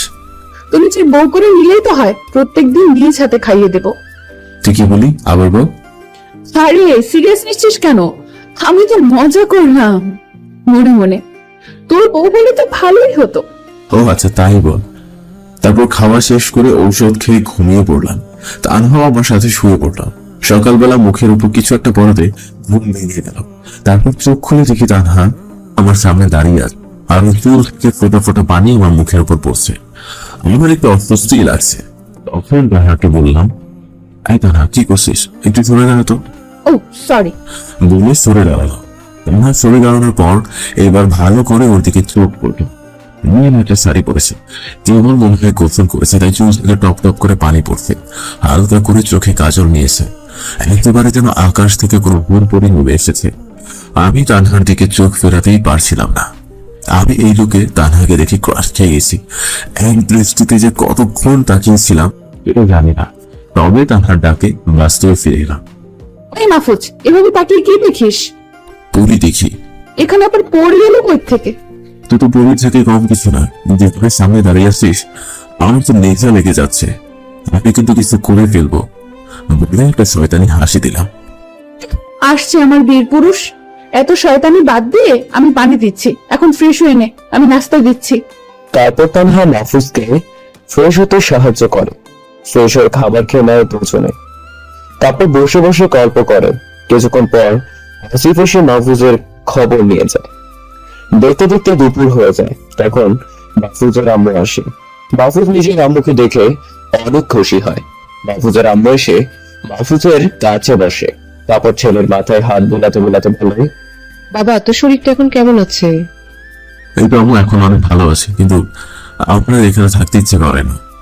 এই তো, আর থাকা লাগবে না, ডাক্তার শুধু একবার রিলিজ করুক, তারপর তোকে নিয়ে চলে যাব। তারপর মাহফুজের কানের কাছে এসে তানহাকে দেখিয়ে বলে, কি রে মাহফুজ, এই মেয়েটার বাড়িতে আছিস নাকি? হ্যাঁ আম্মু ওদের বাড়িতে আছে। দেখতে তো মাশাআল্লাহ অনেক সুন্দর, তো পছন্দ হয়েছে নাকি তোর? মাহফুজের আম্মু কথা শুনে লজ্জা পেয়ে যায়। হ্যাঁ আম্মু অনেক পছন্দ হয়েছে, এমনকি তোমার বৌমা বানানোর জন্য পারফেক্ট। তুই যে ওকে পছন্দ করিস সেটা ওকে বলেছিস? না আম্মু এখনো বলি নাই, তবে তানহা আমাকে অনেক ভালোবাসে, কিন্তু বলতে সাহস পাচ্ছে না। তো ওকে ভালোবাসি বলে দে আর বৌমা করে নিয়ে আয়। না না না মা, এখনো সময় হয় নাই, নিজেকে প্রতিষ্ঠিত করে তারপর ওকে বলবো। মা ছেলের অনেক রোমান্টিক কথাবার্তা চলছিল। একটু পর একজন ডাক্তার কেবিনে আসে। মাহফুজকে ডাক্তারকে দেখেই উঠে বসে পড়ে, কারণ এটা হলো রফিক আঙ্কেল, মাহফুজের আব্বুর বন্ধু। ডাক্তার এসে মাহফুজকে জিজ্ঞেস করে, কি মাহফুজ, এখন কেমন আছো? জি আঙ্কেল অনেক ভালো আছি, আপনার শরীর কেমন আছে? আর বাসার সবাই? হ্যাঁ, সবাই অনেক ভালো আছি। এখন তোমাকে একটু চেক আপ করতে হবে, চুপ করে শুয়ে থাকো। তারপর মাহফুজ চুপ করে শুয়ে থাকে। কিছুক্ষণ চেক আপ করার পর ডাক্তার মুচকে একটা হাসি দিল। আরে মাহফুজ, তুমি তো একদম সুস্থ হয়ে গেছো, পরশুদিনই তুমি বাসায় চলে যেতে পারবে। ধন্যবাদ আঙ্কেল, আমারও এখানে আর থাকতে ভালো লাগছে না। আচ্ছা, তুমি তাহলে বিশ্রাম নিন, আমি এখন আসি বলে কেবিন থেকে বেরিয়ে গেল। তানহা এত সময় দূরে বসেছিল। মাহফুজের আম্মুকে তানহাকে ডাক দিল। তারপর তানহা মাহফুজের এসে বসলো। মাহফুজের আম্মু তো তানহাকে খুব পছন্দ হয়েছে, কারণ এই কয়েকদিনে তানহার সাথে বেশ ভাব জমে গেছে। তানহা, মা কেমন আছো তুমি? হ্যাঁ আন্টি, অনেক ভালো আছি। তুমি কেমন আছো? আমিও খুব ভালো আছি। তোমার পরিবারের সবাই কেমন আছে? হ্যাঁ আন্টি, সবাই অনেক ভালো আছে। তারপর দুজন মিলে আরো অনেক সময় ধরে গল্প করে। পরে দুপুরের দিকে মাহফুজের আম্মু বাসায় চলে যায়। দেখতে দেখতে দুদিন কেটে যায়। এই কয়দিনে তানহার সাথে মাহফুজ আরো ফ্রি হয়ে যায়। বলতে গেলে দুজন দুজনকে ভালোবেসে ফেলেছে, কিন্তু কেউ কাউকে বলতে পারছে না। আজ সকালে ডাক্তার এসে মাহফুজকে রিলিজ করে দেয়। আসিফ তানহা আর মাহফুজকে তানহাদের বাসায় পৌঁছে দেয়। দরজা কলিং বেল দিতেই তানহার আম্মু সে দরজা খুলে দেয়। মাহফুজকে দেখে ব্যস্ত হয়ে পড়ে। আন্টির এমন অবস্থা এবং ব্যস্ততা দেখে মাহফুজ বলে, আন্টি অত ব্যস্ত হওয়া লাগবে না, আমি কি এই বাড়িতে প্রথম আসলাম নাকি?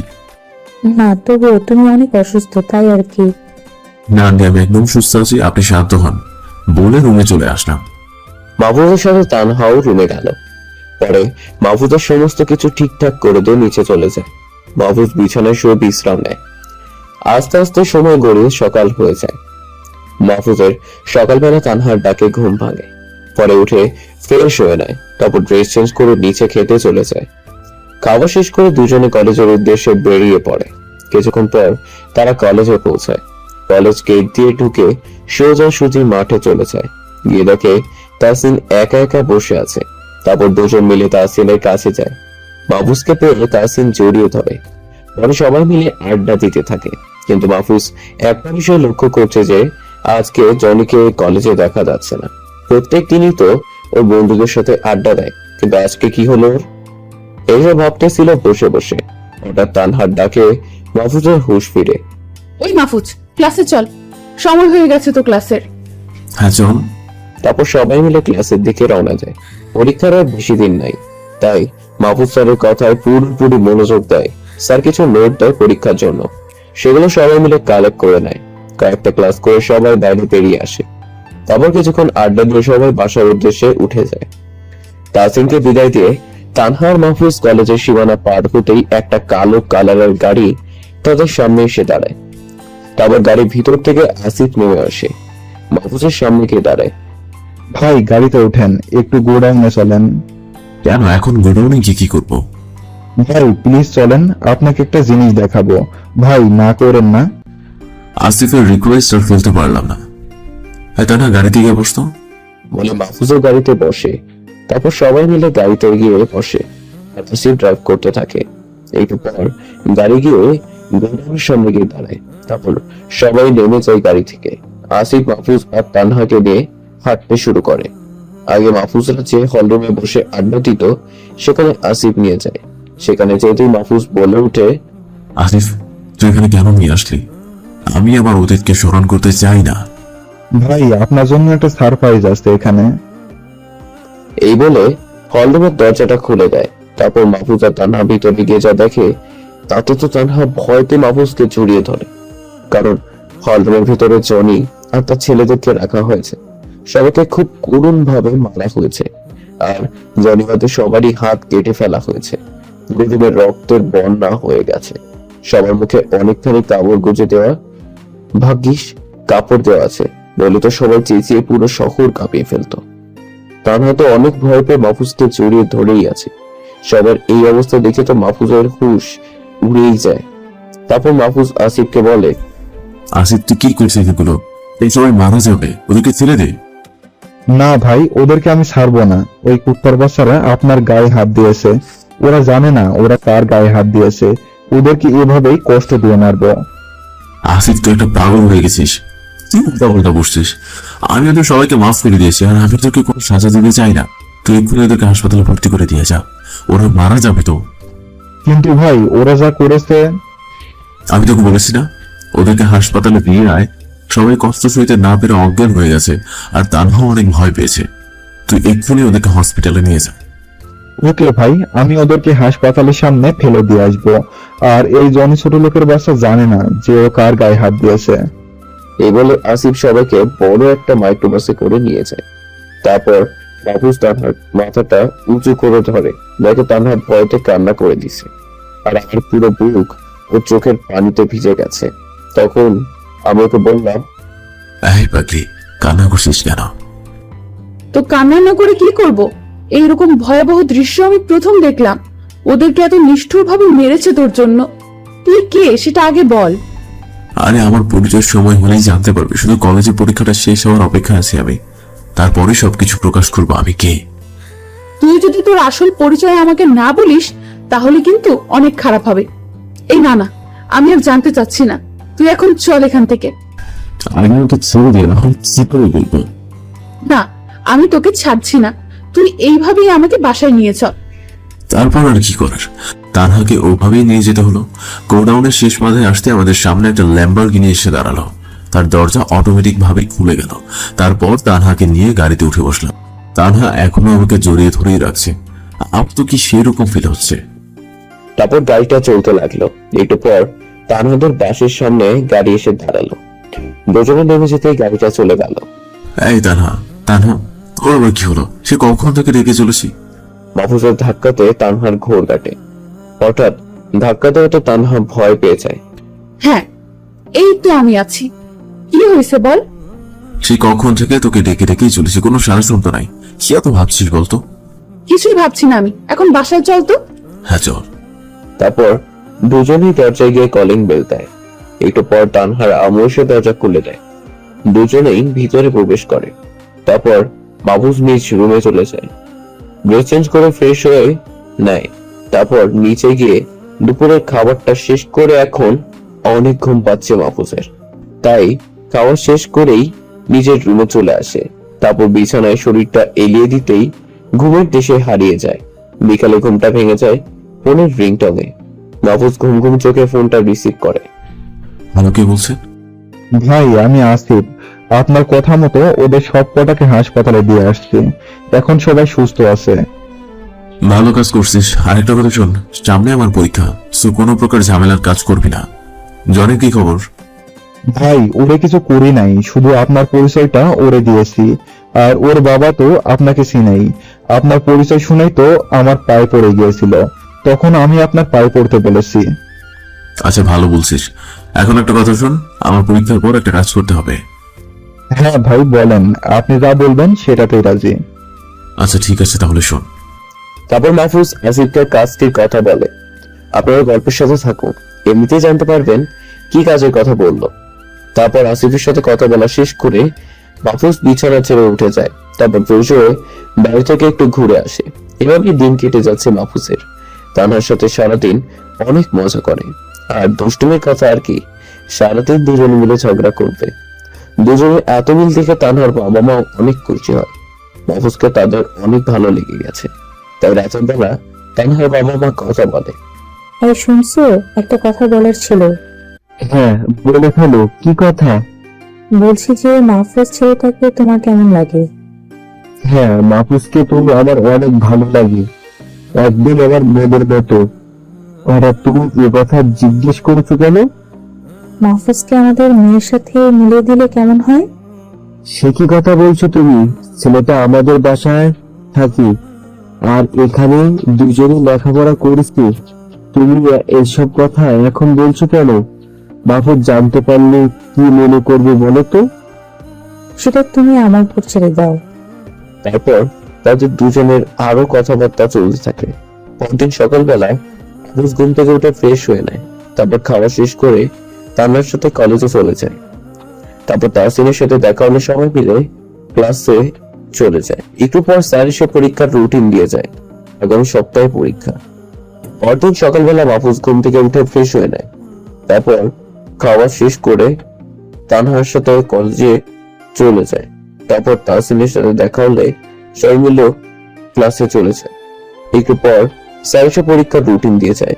আগামী সপ্তাহে পরীক্ষা। স্যার সবাইকে পরীক্ষার জন্য গুরুত্বপূর্ণ নোটগুলো দিয়ে দেয়।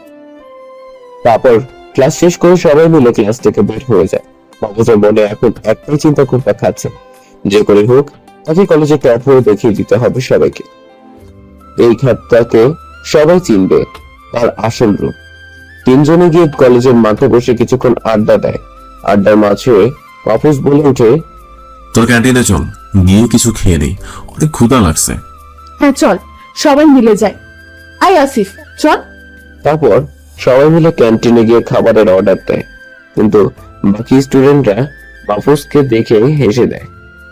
একজন তো বলে উঠে, দেখ দেখ, হ্যাঁ আবার ক্যান্টিনে খেতে চলে এসেছে। ওদের সব কথাবার্তায় মাহফুজ কিছু মনে করে না, কারণ সে তো কলেজের খ্যাত নামেই পরিচিত। কিন্তু এই বিষয়টা তানহার একদম ভালো লাগছে না। একজনকে শুধু শুধু কেন খ্যাত বলতে নেবে? সে কি মানুষ না? কিন্তু পরক্ষণে অন্য এক বিষয় আর তানহার মনে পড়ে যায়। তখন সে মনে মনে হাসতে থাকে, কারণ মাহফুজ যে খ্যাত না সেটা তানহা ভালো করেই জানে। যে ছেলে ল্যাম্বরগিনির মতো এত দামি গাড়িতে চলাফেরা করে, সে কখনোই খ্যাত হতে পারে না। এইসব ভাবতে ভাবতেই খাবার চলে আসে।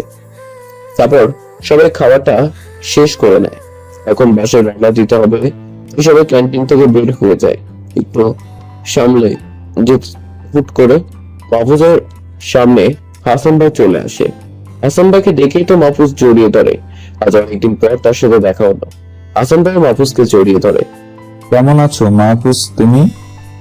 জি ভাই, অনেক ভালো আছি। আপনার শরীর কেমন আছে? হ্যাঁ অনেক ভালো আছে। আজ কতদিন পর তোমার সাথে দেখা হলো। তো সেই বাসায় তুমি ভালো আছো তো? হ্যাঁ ভাই, অনেক ভালো আছি। ওনারা আমাকে নিজের ছেলের মতো করে দেখে। আর এই যে রানহা, ওনাদের মেয়ে। ইশারা করে তানহাকে দেখিয়ে দেয়। ও, তাহলে এইটা তোমার বাড়িওয়ালার মেয়ে? তো তানহা, কেমন আছো তুমি? হ্যাঁ অনেক ভালো আছি, কিন্তু আপনাকে তো চিনতে পারলাম না। ওনাকে চিনবি কি করে? উনি তো অন্য ডিপার্টমেন্টের, আর আমি এখন ওনার সাথে হোস্টেলে থাকতাম। তারপর মাহফুজ সব কথা বলে যে কিভাবে তানহাদের বাসার খোঁজ পেল। ও তাই বল, আমি আসলে ভাইয়াকে চিনতে পারি নাই। It's okay. আচ্ছা মাহফুজ, আমি এখন আসি, একটা কাজে যেতে হবে আমাকে। আর হ্যাঁ তাসিন, তুমি কেমন আছো? আমি অনেক ভালো আছি ভাইয়া। ওকে ভাই, ঠিক আছে, আপনি কাজে যান। তারপর হাসান ভাই মাহফুজের থেকে বিদায় নিয়ে চলে যায় মাহফুজের থেকে। তাসিন বিদায় দিয়ে তানহাকে নিয়ে পাশে চলে যায়। দরজায় গেলে কলিং বেল জিতেই তানহার আম্মু দরজা খুলে দেয়। একটু পর নিচে গিয়ে দুপুরে খাবার শেষ করে আবার তারপর পড়তে বসে, কারণ সামনে মাত্র পড়তে বিকাল হয়ে যায়। আসরের আজান দিলে মাহফুজও অজু করে সে নামাজটা পড়ে নেয়, তারপর আবার পড়তে শুরু করে। এভাবে অফিস পড়তে থাকে। বিকালে বাইরেও বের হয় না। তানহাকে আর তাসিনকে বলে দিয়েছে যে এই কয়েকদিন কলেজে যাবে না, একবার পরীক্ষার দিন গিয়ে পরীক্ষা দিয়ে আসবে শুধু, অফিস কলেজে যাবে না। তাই সবাই মিলে পরীক্ষার পড়া কমপ্লিট করতে থাকে। এভাবেই দেখতে দেখতে পরীক্ষার দিন যায় প্রায় চলে আসে, আর মাত্র 2 দিন আছে পরীক্ষার। অপূজা তানহা রাতে পড়তে থাকে। অপরদিকে তানহার বাবা মা রাতে দুজন বসে গল্প করতে করতে তাদের গল্পের বিষয়বস্তু সবসময় হলো তানহা আর মাহফুজকে নিয়ে। আজও তার ব্যতিক্রম নাই। তানহার আম্মু তার স্বামীকে বলে ওঠে, এই শোনো, মাহফুজকে এখন এই বিয়ের ব্যাপারে কিছু বলবো না, কারণ দুজনেরই পরীক্ষা চলে আসছে। এখন যদি এসব বিষয়ে কথা বলি তাহলে তাদের সমস্ত প্রস্তুতি শেষ হয়ে যাবে। হ্যাঁ, তুমি ঠিকই বলেছো। এই মুহূর্তে এসব বিষয়ে কথা বলা যুক্তিযুক্ত হবে না। তার চেয়ে বরং ওদের পরীক্ষা শেষ হয়ে যাক, তারপর বলবো। হ্যাঁ, এটা তুমি খারাপ বলো নাই, এতে দুজনেরই ভালো হবে। হ্যাঁ, তুমি ঠিকই বলছো। আচ্ছা, এখন দুজনকে ডেকে আনো, রাতের খাবার খেতে আসো। হ্যাঁ যাই, গিয়ে ডেকে আনি। উঠে বলে তানহার আম্মু দুজনকে ডাকতে গেল। একটু পর দুজনকেই বিয়ে নিয়ে আসলো। এভাবে দিন গড়িয়ে 2টা দিন কেটে গেল। আজ পরীক্ষার প্রথম দিন। সকাল থেকেই মাহফুজ সমস্ত শেষ করে ফেলেছে। তারপর গোসলটা চেঞ্জ করে নিচে আসে। উফ আন্টি, তোমার রান্নার জবাব নাই। তোমার দিয়ে তো একটা হোটেল খুলবো ভাবতেছি। হ্যাঁ হয়েছে, খেতে থাকো, অত পান দেওয়া লাগবে না। না আন্টি, একদম সত্যি বলছি, তোমার রান্নাটা অসাধারণ হয়। হ্যাঁ হয়েছে, এখন খেয়ে পরীক্ষাতে যাও। এই খাওয়া শেষ। তবে মাহফুজ আর তানহা পরীক্ষা দিতে কলেজে চলে যায়। কলেজে গিয়ে তাসিমের সাথে দেখা হলে সবাই মিলে পরীক্ষার রুমে চলে যায়। পরীক্ষা শুরু হলে মাহফুজের সামনে একজন টিচার প্রশ্নপত্র দিয়ে যায়। মাহফুজ তাকিয়ে দেখে সবটাই কমন এসেছে। এটা অনেক খুশি। পরীক্ষা শেষ করে বেরিয়ে যায়। এভাবে আস্তে আস্তে সব পরীক্ষা শেষ হয়ে যায়। শেষ পরীক্ষার দিন একজন স্যার এসে বলে যায় যে রেজাল্ট কবে দিবে। তারপর সবাই মিলে রেজাল্টের দিনের জন্য অপেক্ষা করতে থাকে। রেজাল্টের আগের কয়েকদিনে সাময়িক কলেজ খোলা হয়, তাই সবাই মিলে কলেজে চলে যায়। মাহফুজ আর তানহা কলেজে গিয়ে তাসিমের সাথে আড্ডা দিতে থাকে। হঠাৎ করে তাসিম যা বলে তা শুনে তো মাহফুজের বুকটা ঝাঁপ করে ওঠে। জানিস মাহফুজ, আমাদের কলেজের রেজাল্টের দিন কে আসবে? কে? এই দেশের সব থেকে টপ বিজনেসম্যান আমজাদ সাহেব। আর তিনি প্রথম, দ্বিতীয়, তৃতীয়দের হাতে নিজ হাতে পুরস্কার তুলে দিবেন। তাসিমের এই করে শুনে মাহফুজের বুকটা ধক ধক করে ওঠে। কারণ আমজাদ সাহেব আর কেউ নন, মাহফুজের জন্মদাতা পিতা, যে মাহফুজকে কুলাঙ্গার বলে বাসা থেকে বের করে দিয়েছিল। কে? এরপর মাহফুজ বলে, তাসিম, কি বলছিস তুই? আমজাদ সাহেব আসবে মানে? হ্যাঁ, আমজাদ সাহেব তো আসবে। কলেজের সবাই জানে, শুধু তুই আর তানহা জানিস না। আমার যে কি আনন্দ হচ্ছে তোকে কি বলবো। দেশের একমাত্র টপ বিজনেসম্যানকে চোখের সামনে থেকে দেখবো, ভাবতে যে কেমন লাগে। এদিকে মাহফুজের তো কিছুতেই ভালো লাগছে না। যদিও তার বাবা মাহফুজকে অনেক ভালোবাসে, তবুও সেই দিনকার কথা মাহফুজের মন থেকে যায় না। যেদিন তার বাবা তাকে ঘর থেকে বের করে দেওয়ার সময় যা বলেছিল, এখনো সেই কথাগুলো কানের ভেতর বাজে, কিন্তু কিচ্ছু করার নেই। আমি বাবার সামনে না গেলেই হয়। মাহফুজ এসব কথা ভাবছে, আর তখনই তানহা বলে ওঠে, এই মাহফুজ, কি এত ভাবছিস? অনেক সময় তো হলো, সে যেতে হবে। ও হ্যাঁ, বাসায় যেতে হবে। আচ্ছা চল, আগে একটা হোটেলে গিয়ে কিছু খেয়ে নেই, তারপর বাসায় চলে যাবো। যেতে হবে, ওকে চল। তারপর সবাই মিলে কলেজ থেকে বের হয়ে একটা হোটেলে ঢুকে। সবাই নিজেদের মতো অর্ডার করে, তারপর খেয়ে বাসায় চলে যায়। এভাবেই সবার দিন কাটতে থাকে। তিনজনে প্রায় প্রত্যেক দিন আড্ডা দেওয়া হয়, হাসি খুশি ভাবে দিন কেটে গিয়ে অবশেষে রেজাল্টের দিন এসে উপস্থিত হয়। সবাই তো খুব উৎসুক হয়ে আছে, কারণ আজকে সবার রেজাল্ট দেবে। তার রেজাল্ট কেমন হবে কেউ জানে না। আর সব থেকে বড় বিষয় হচ্ছে আজকে কলেজের দেশের টপ বিজনেসম্যান আমজাদ সাহেব আসবে। সবাই তাকে কাছ থেকে দেখার জন্য আরো আবেগী হয়ে আছে। বাবু সকাল সকাল ঘুম থেকে উঠে যায়, তারপর তানহাকে ঘুম থেকে উঠিয়ে ফ্রেশ হতে চলে যায়। ফ্রেশ হয়ে বেরিয়ে তানহার কিনে দেওয়া শার্ট আর প্যান্টটা পরে নেয়, তারপর নিচে গিয়ে সকালের খাবারটা সেরে নেয়। এতক্ষণ মাহফুজ তানহার দিকে লক্ষ্য করে নাই। হঠাৎ করে তানহার দিকে চোখ পড়তেই মাহফুজের চোখ দুটো ছানা বড়া হয়ে যায়, কারণ তানহা আজ খুব সুন্দর করে সেজেছে, একদম রাজ রানীর মতো লাগছে। মাহফুজ যেন ওর থেকে চোখই ফেরাতে পারছে না, এক দৃষ্টিতে তাকিয়ে আছে। আজকে মাহফুজ তানহাকে দেখে আবারও ক্রাশ খেলো। তানহা মাহফুজের দিকে তাকিয়ে দেখে মাহফুজ ওর দিকে এক দৃষ্টিতে তাকিয়ে আছে। এটা দেখে তানহা অনেকটা লজ্জা পেয়ে যায়। তারপর মাহফুজকে বলে, কি রে, তুই এমন ভাবে তাকিয়ে কি দেখিস? আমার কিন্তু এখন অনেক লজ্জা লাগছে। পড়ি দেখি পড়ি। তুই এখানে কোন পরীকে দেখতে পাচ্ছিস? আমি তো এখানে কোনো পরী দেখি না। তুই তো পরীর থেকে কম কিছু না, যে কোনো ছেলেই তোর প্রেমে পড়ে যাবে। আমি তো এখন তোর প্রেমে পড়ে গেলাম। কথাটা বলেই মাহফুজ মুচকি একটা হাসি দেয়। তানহাও হেসে দেয়, কিন্তু মনে মনে বলে, তানহা, তুই তো জানিস না যে আজ তোর জন্য কি সারপ্রাইজ অপেক্ষা করছে। আই মাহফুজ, আমাদের তো দেরি হয়ে যাচ্ছে, তাড়াতাড়ি চল। হ্যাঁ চল চল। তারপর দুজনে কলেজের উদ্দেশ্যে বেরিয়ে পড়ে। একটা রিক্সা নেয় তাড়াতাড়ি যাওয়ার জন্য। পরে দুজনে কলেজের সামনে চলে আসে, তারপর ভাড়া মিটিয়ে রিক্সা থেকে নেমে যায়। কলেজের ভিতরে গিয়ে দেখে বিশাল বড় আয়োজন করছে, পুরো কলেজটাকে চেনাই যাচ্ছে না। মাহফুজ তাহসিনকে ফোন দেয়। তাহসিন কই তুই? হ্যাঁ, আমি চেয়ারে বসে আছি। ওয়েট কর, আমি তোদেরকে দেখতে পেয়েছি, আসতেছি, একটু দেরি। ওকে ঠিক আছে আয়। মাহফুজ ফোন কেটে দিয়ে দাঁড়িয়ে থাকে। কিছুক্ষণ পর তাহসিন ওদের কাছে চলে আসে, তারপর বলে, দোস্ত চল, ওইখানে চেয়ার ফাঁকা আছে, বসে যাই। ওকে যাই। তারপর সবাই মিলে পাশাপাশি তিনটা চেয়ারে বসে। বেশি স্টুডেন্ট আসেনি এখনো। ভিন্ন স্যারেরও শিক্ষামূলক কিছু কথা বলছে। আসল আয়োজন শুরু হবে আমজাদ সাহেব আসলে। এদিকে মাহফুজ মাথা নিচু করে বসে আছে, কারণ তার মতো খ্যাত তো আর একটাও নেই। কিছু সময় যাওয়ার পর সব স্টুডেন্টরা চলে আসলো।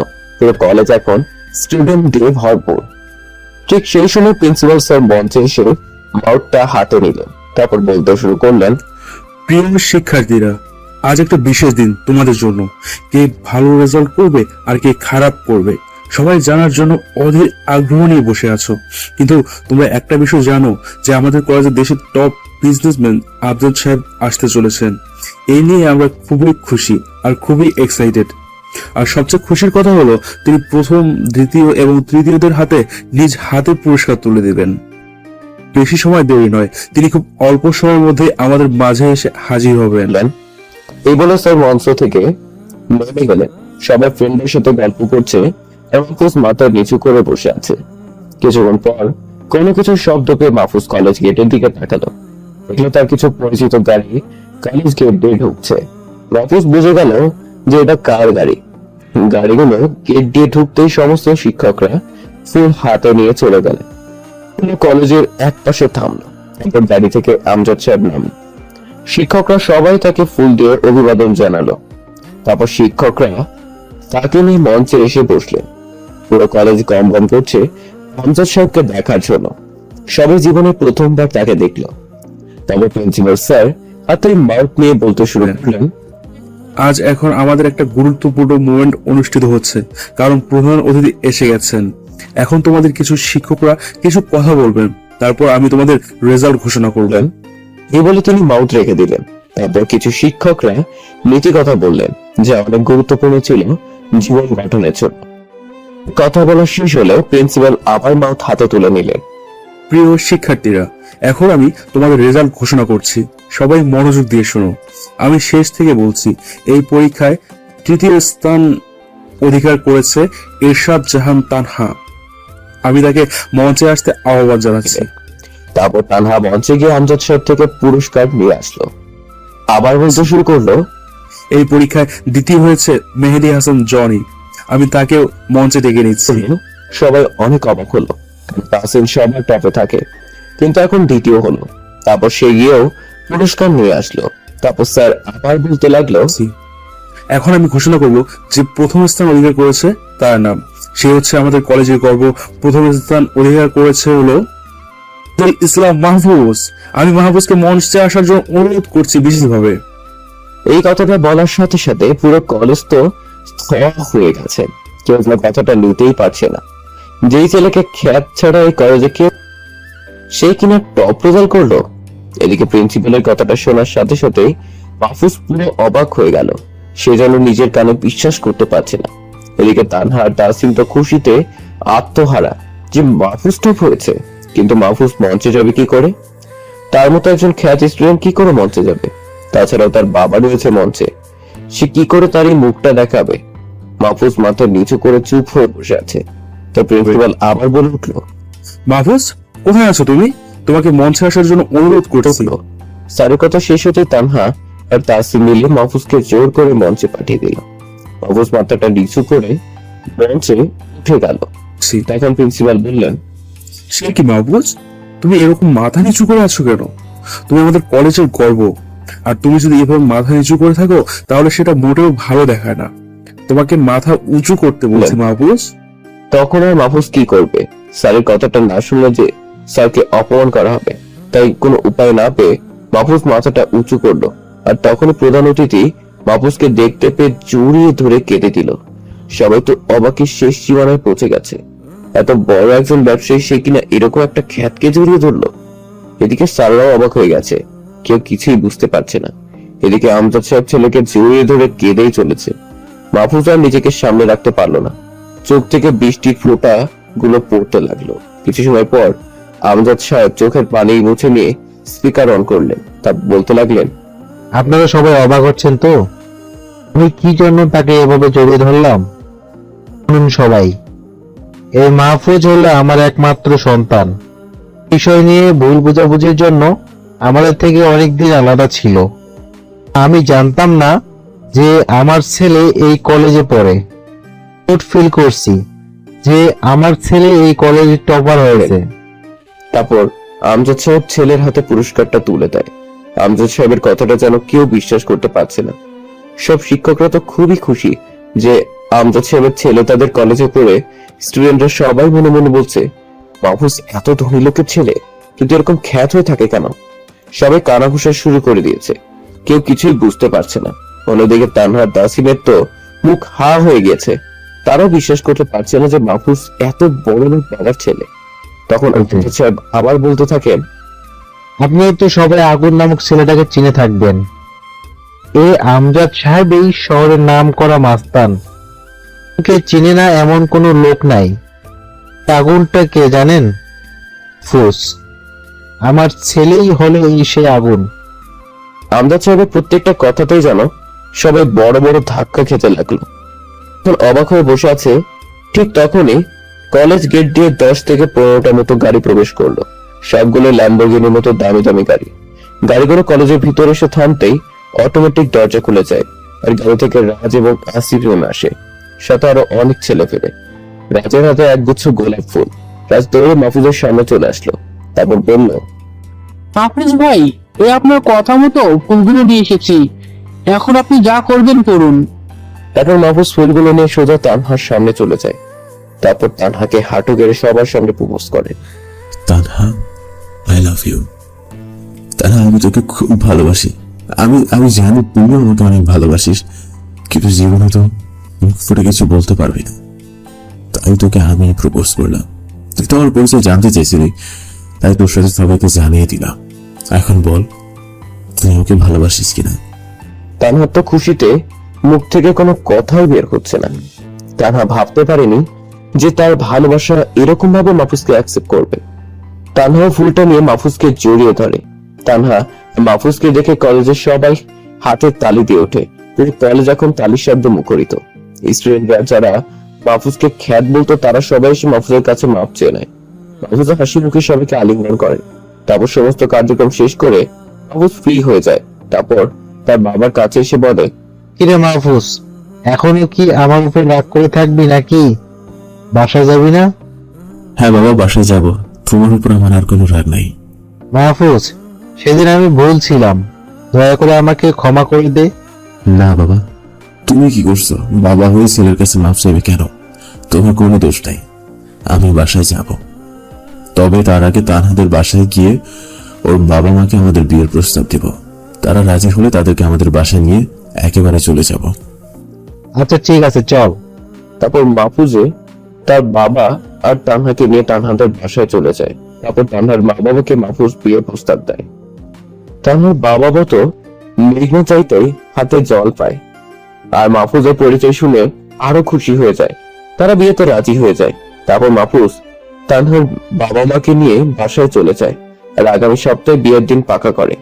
এই যে ভিউয়াররা, আর আমাদের এখানে থাকার দরকার নেই। আর একবারে মাহফুজ আর তানহার বিয়ে খেতে আসবো। আপনাদের দাওয়াত রইল। সবাই ভালো থাকবেন, আর দেখা হবে নতুন কোনো গল্প নিয়ে। এতদিন সাথে থাকার জন্য অনেক অনেক ধন্যবাদ। আপনারা ভালো থাকবেন, সুস্থ থাকবেন। আজকের মতো বিদায় নিচ্ছি। ধন্যবাদ।